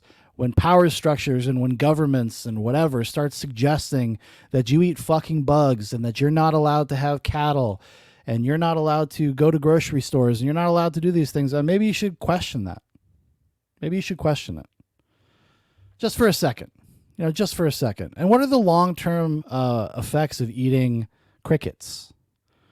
I mean, even those beautiful Filipino cooks are girls. Even they eat meat. Okay? Do they eat bugs too? Of course. But it's a balanced diet. Should eat bugs. Yeah, I guess they're like Bill Gates and the WEF, and this is like some high level, I don't quite know, is seeming to think that we should force people to eat bugs. Because it's and that way you'll own nothing and be happy. Exactly, but it's a way that you could feed the planet. The amount. Yeah, guys, these were official statements made by these organizations. They made like propaganda to support these kind of notions and ideas, and they disseminated it to the internet. And then everybody reacted negatively, so they stopped talking about it. But yes, that is what those people believe. And I just like the flippancy of being like, wow, that's ridiculous. Or what did like one person say that? It's like, it's so exhausting. Of waste that methane from cows. Exactly, from cows or raising meat is so absurdly high. But you need that for certain vitamins and proteins, and you get the same thing with crickets for a fraction of the cost. You could grow crickets anywhere. They reproduce very quickly. I guess it's the idea. But we haven't tried this on large scale yet. Yeah. You know what I mean? Like, what if we And start it's having eating these crickets. crazy cricket colonies and they start gaining intelligence and then take over the human? We could. just don't know. I don't know. I think if you want to solve a lot of hunger, it's probably crickets. It's probably insects. I think people are going to say, like, come up with like a class problem, you know what I mean? With that, like the people on the bottom are just like, you know, Yeah, the people on the bottom eat fucking bugs, and you've been priced out of any other kind of dietary delights, any culinary delights. eating crickets. But you don't while look the at people lobster. on the top get like, Look at lobster though. Lobster used to be like the cockroach of the sea. Lobster did not used to be the culinary luxury so that it is crickets now. are going to be the Maybe. delicacy. They could be. We don't know this. But lobster is now a delicacy, and beforehand it would be like, "Ew, you eat lobster? That's like for peasants." I'm saying a lot of things have changed. Interesting. But what are your thoughts on that? This is where I'm at right now. Yeah, rich people decided that they liked lobster, and they decided to price you all out of it. For political stuff. I think that it's probably true for everything actually. But you know how you might have like 10 or 15 different beliefs. You might think a thing about climate change. You might think a thing about vaccines. You might think a thing about the presidency. I think people like to have this idea that they have rational justifications for all of their different beliefs. But I think what actually happens is I think there's like constellations of belief systems. And So he's going to redo his arguments that he had with Jordan Peterson so that he can hear somebody say, "Oh, that sounds interesting. Oh, yeah, that's probably true." I think you just inherit these from whatever social group you're in.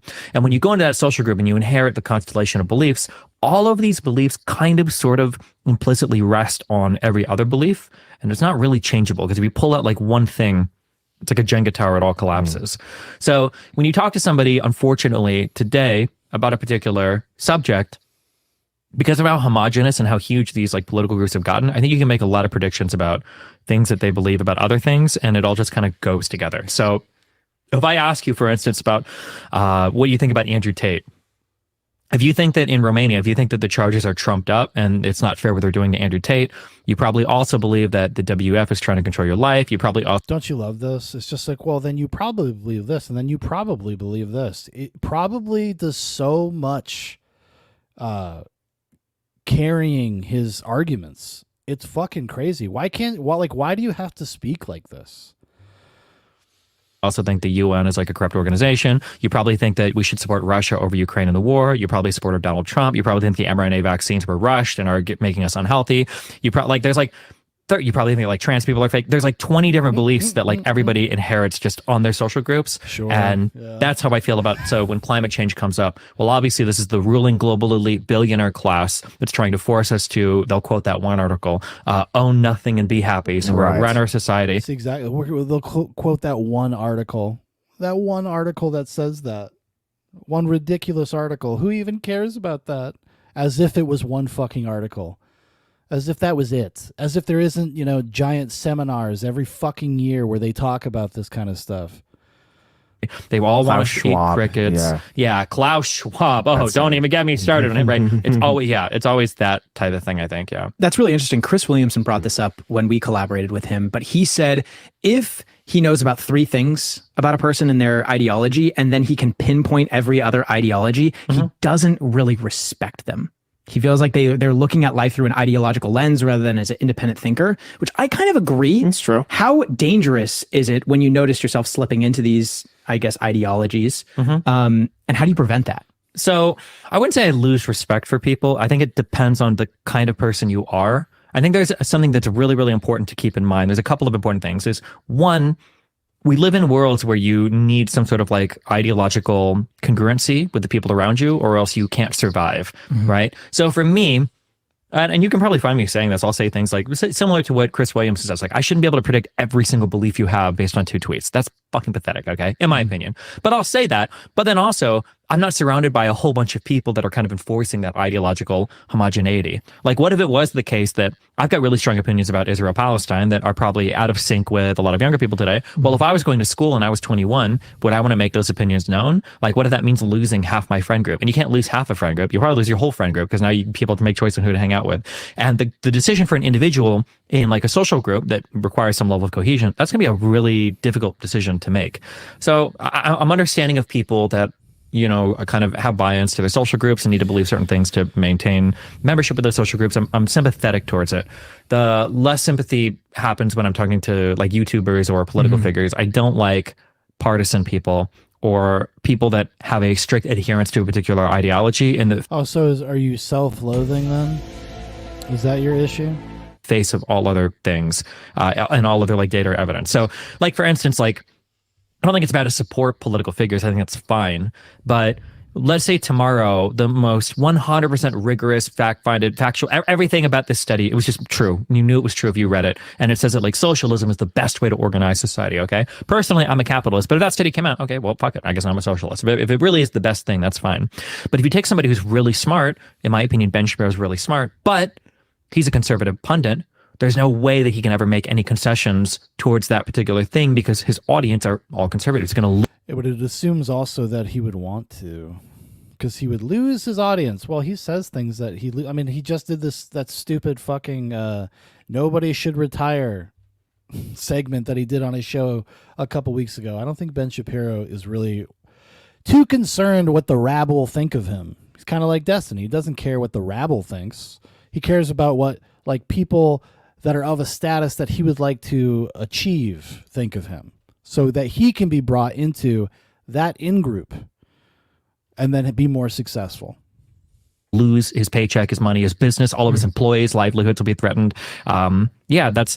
So when it comes to people that are partisan, I think that I'm sympathetic towards individuals, but when it comes to larger figures, I'm less sympathetic because I feel like you guys are getting paid big bucks to do this particular stuff. You should be a little bit more fearless when it comes to exploring kind of the edges of your ideology or pushing into other ideologies. And why don't you feel like the left has more representation like the right does? Man, I don't know. The center left is like just not a fun place to be. Nobody really likes you. You have to fight. Conservatives will hate you just as much whether you're center left or a communist. And if you're center left, everybody online is going to hate you because the only people online are the far left, and those guys are fucking insane. So why is nobody big on the far left? Why don't we have larger the far left people are losers. They're crazy, and it's a super minority opinion. These guys are the most detached. They're all like millionaire socialist tanky fucks who like cheer when like. See, this is where I would agree with Destiny 100%. Like Israeli babies are killed. Like they're actually fucking insane. They're unhinged. So where is the majority on the left?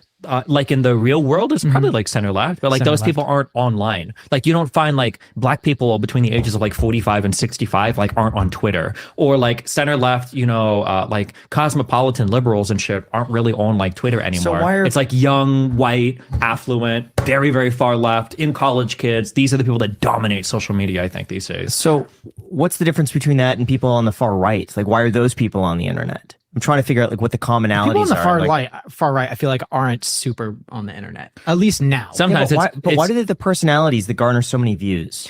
It's different and it's weird, but like I would say that like for the far left, I think this is a very Well, I mean, I wonder who would they consider far right, like a far right personality? I mean, there's lots of figures on the right that are very popular.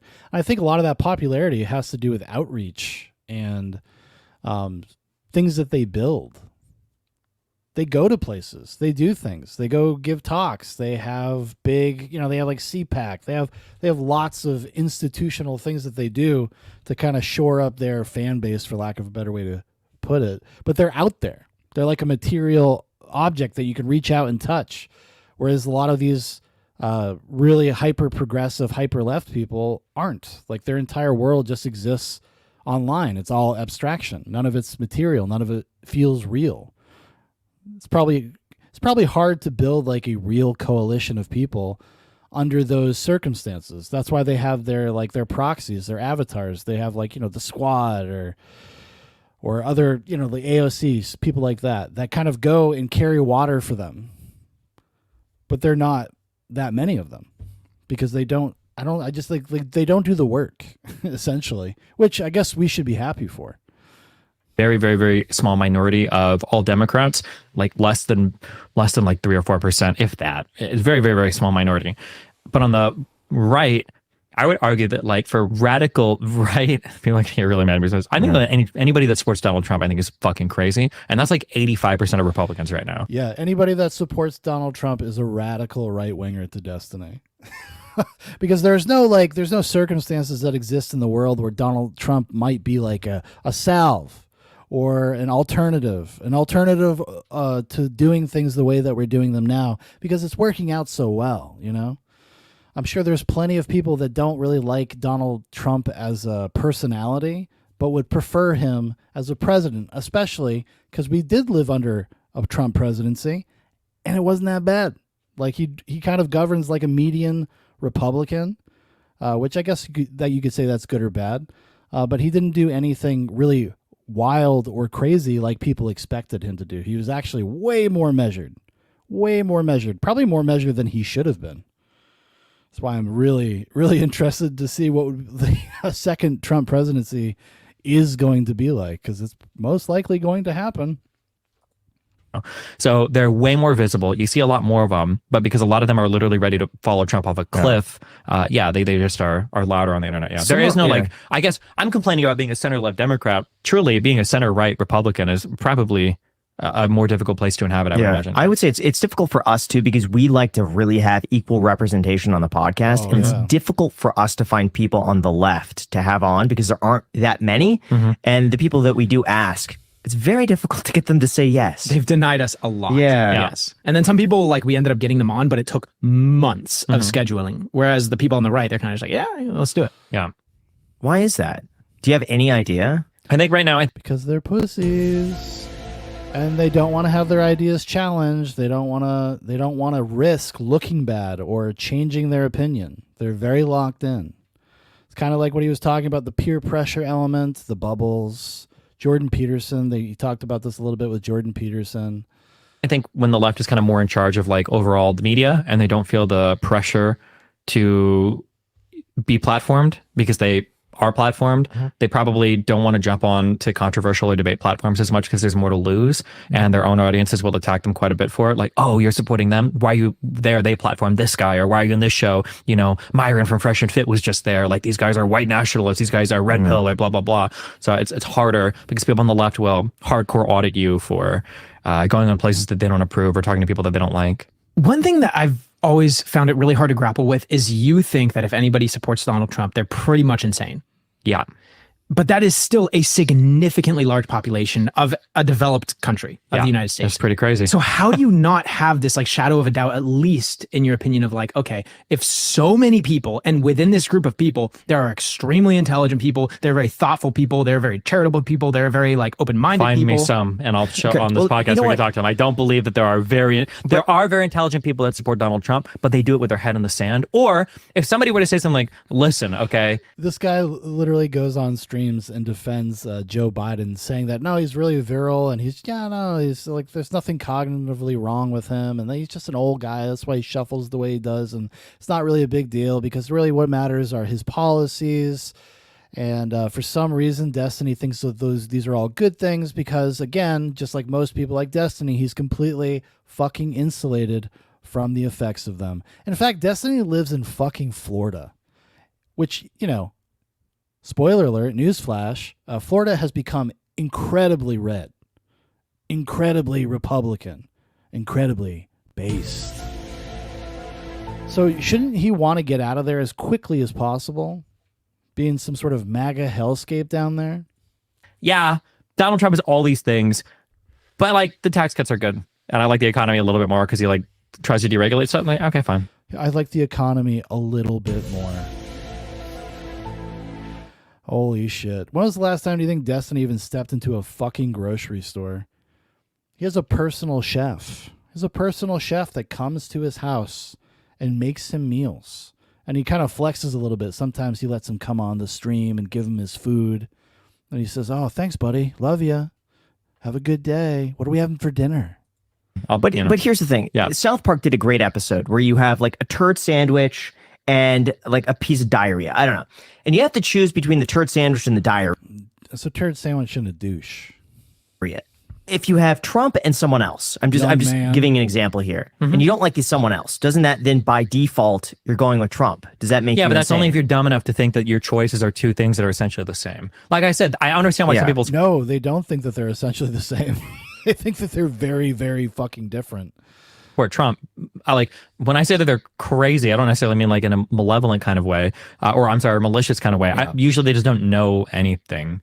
So they like Trump because he like owns the left, or like because people say this thing like, oh well, the both parties are the exact same thing. Like, no, they're not. Like, you're rich if you think that. You're wealthy and you're stupid and you're disconnected. If you actually think that both parties stand for the same thing, they clearly don't, right?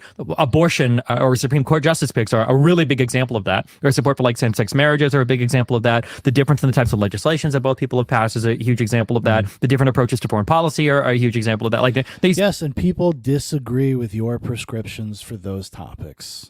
They disagree. And they vote for people that you don't like. That does not mean they're fucking insane or crazy or whatever the fuck stupid thing that you like to paint people and be dismissive about. It's so asinine. He contradicts himself constantly with this kind of shit. Because he's not interested. He's not interested in really having thorough debates or real conversations. And I think, like we went into that Jordan Peterson thing. I was thinking that is what it was going to be illustrative of his inability to actually have a real conversation. Same thing happened to him with Candace Owens, and Candace Owens didn't like outsmart him because she's like super intelligent or whatever. It's actually just because she just fucking plows forward, and Destiny couldn't do his normal bullshit. The two parties are very, very, very different in terms of what they stand for and represent. The only way you can think they're the same is if you just don't follow it much, or if you're pretty wealthy and insulated and you don't really care that much, and you just like whoever's the funniest on Twitter. Yeah, it seems as though a lot of people will look if it comes between. Yes, because when you have a group of people that feel like they've been put upon, or feel like they've been harmed, or have been done wrong by another group of people, they get satisfaction out of like their leader dunking on them. It's a pretty normal phenomenon. Like, yes, finally, somebody's standing up for us. Somebody's hitting back a little bit. Thank God. Conservatives, Republicans captured by the civility thing where we just can't go that low. We need to follow the system. We can't engage in any of these dirty tricks. And that's why they fucking lose. Because they're not playing the same game. That's really all Donald Trump is. He's just like the id of a manifestation of wanting to fight back against that stuff. That's why people like him. Trump and Biden. People that like Biden and like the policies, but worry that his age is getting in the way and say, well, between the two of them, I might pick Trump. Just because the alternative is something that I think might be slightly worse. I like I said, find me one of those people and we can hash it out. It's just so not even close to true. Okay. There's such a large contingent of people that feel. Yeah, but they just don't know what they're talking. He's like all these people I talk to on the internet, these 25-year-old MAGA guys. They don't bring good arguments, so I don't believe that anybody like that exists. Like, are you fucking serious? Why? About I just can't bring them in front of me. Give me 10 of them. You could send me with 10 in a room every single time I talk to these people. It's always the exact same thing. Like, why do you like Trump over Biden? Well, Trump did way better with the economy. What did Trump do for the economy? Tax cuts. How did that help you? Do you even do your own taxes? You make like 20. Who the fuck cares? Some people don't think about just themselves and the direct benefit that they'll get, because it might be more of a long-term benefit. Like, your life is just going to be better because some of these pressure valves have been turned down a little bit. $4,000 a year. You save me more money than you retard. I actually take more money on my tax than you grossed in income because of your president who's a billionaire from New York, and this is the guy that represents you. Like, none of it actually makes sense. I'm sorry. No, I'm just saying, listen, when I talk to the people, it's always the same talking point over and over again. They have no idea about anything they're talking about. They like Trump because he's funny, because he represents a real anger that people have towards the system, and they want to break shit, and Trump is the guy saying, I'll break it for you. And that's it. That's the extent of the support for Trump. So what exactly is Biden's policy prescriptions that he agrees with and are not also just there to break the system? Like, what the fuck are you talking about? Look at what's been going on since Biden got into office, dude. Look, like student loan debt forgiveness. The Supreme Court said no, but I did it anyways. Texas border. Well, we're just not going to let them enforce their own immigration policies. We're not going to let them deport anybody. In fact, we're going to help people come over. We're going to remove the barbed wire that you've put up to discourage people from crossing the Rio Grande. It doesn't go deeper than that ever. There's no policy analysis ever. There's no foreign policy analysis ever. There's no, like, what did Trump actually try to do to get reelected? Nobody even knows about, like, any of the J6 stuff or the elector fraudulent scheme or the pressure on the DOJ saying he was going to fire one of them, but they didn't write fake letters to state assemblies. Like, nobody knows any. All bullshit.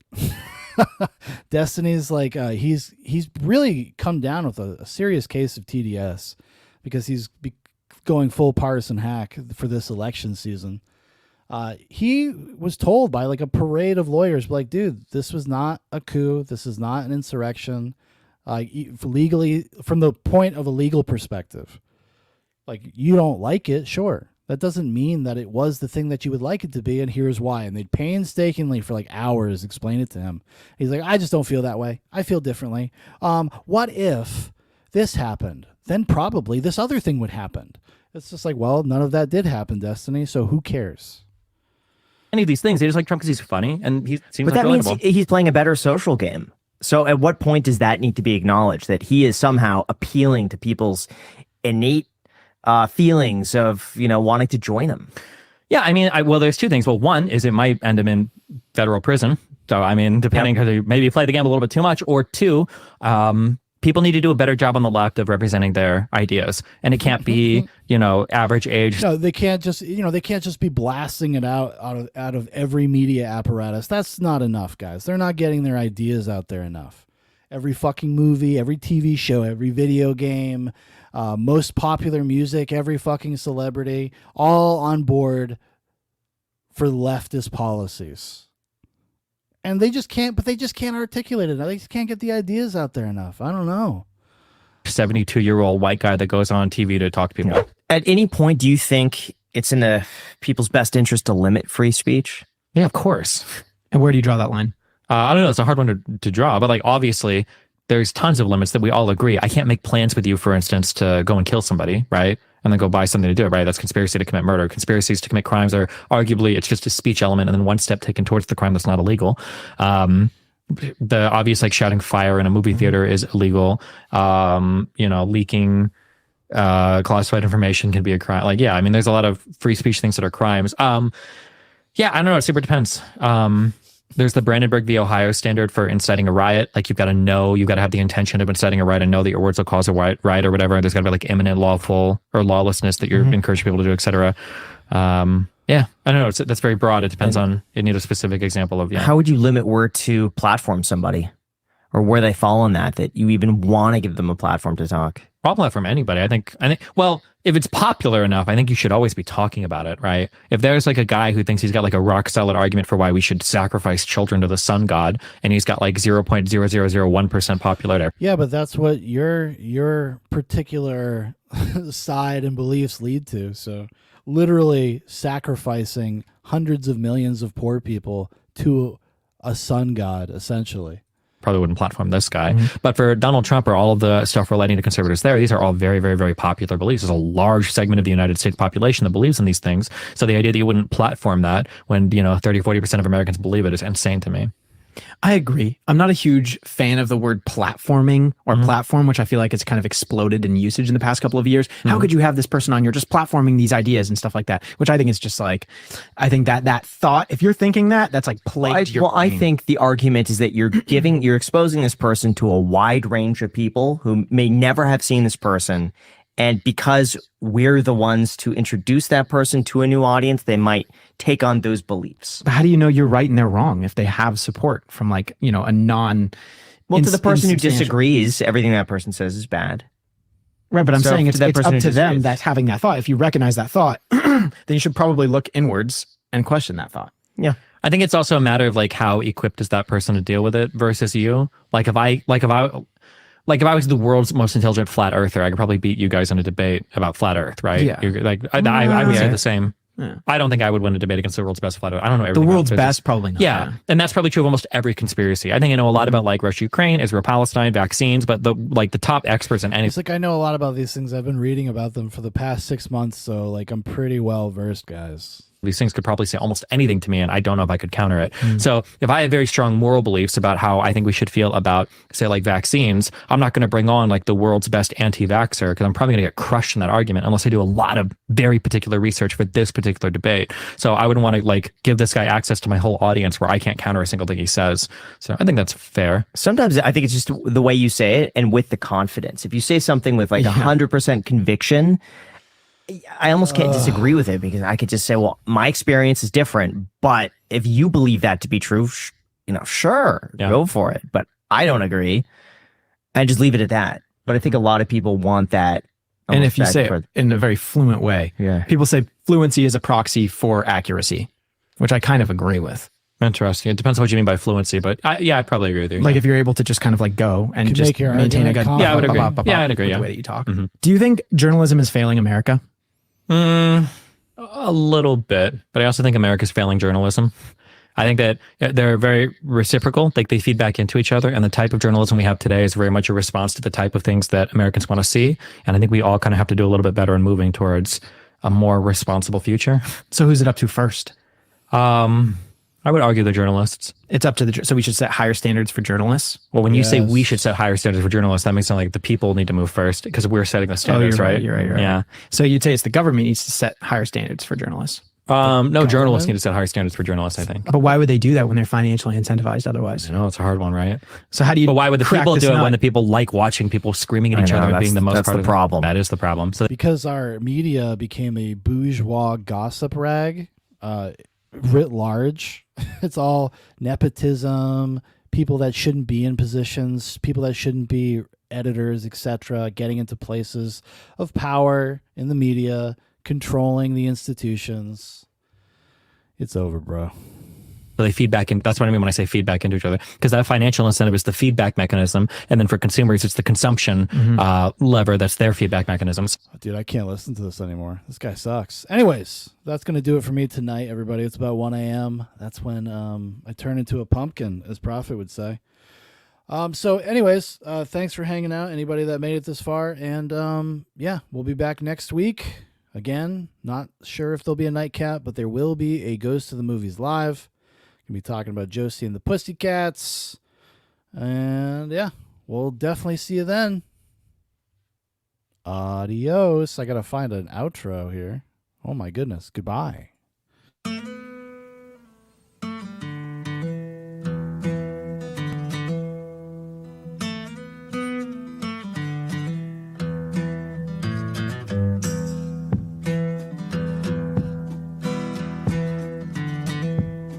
Won't you lend your lungs to me?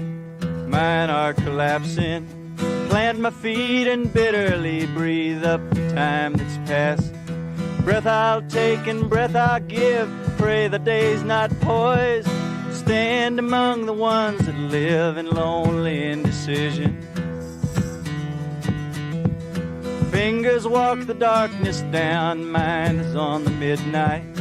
Gather up the gold you found, you fool, it's only moonlight. And if you stop to take it home, your hands will turn to butter. Better leave this dream alone, try to find another.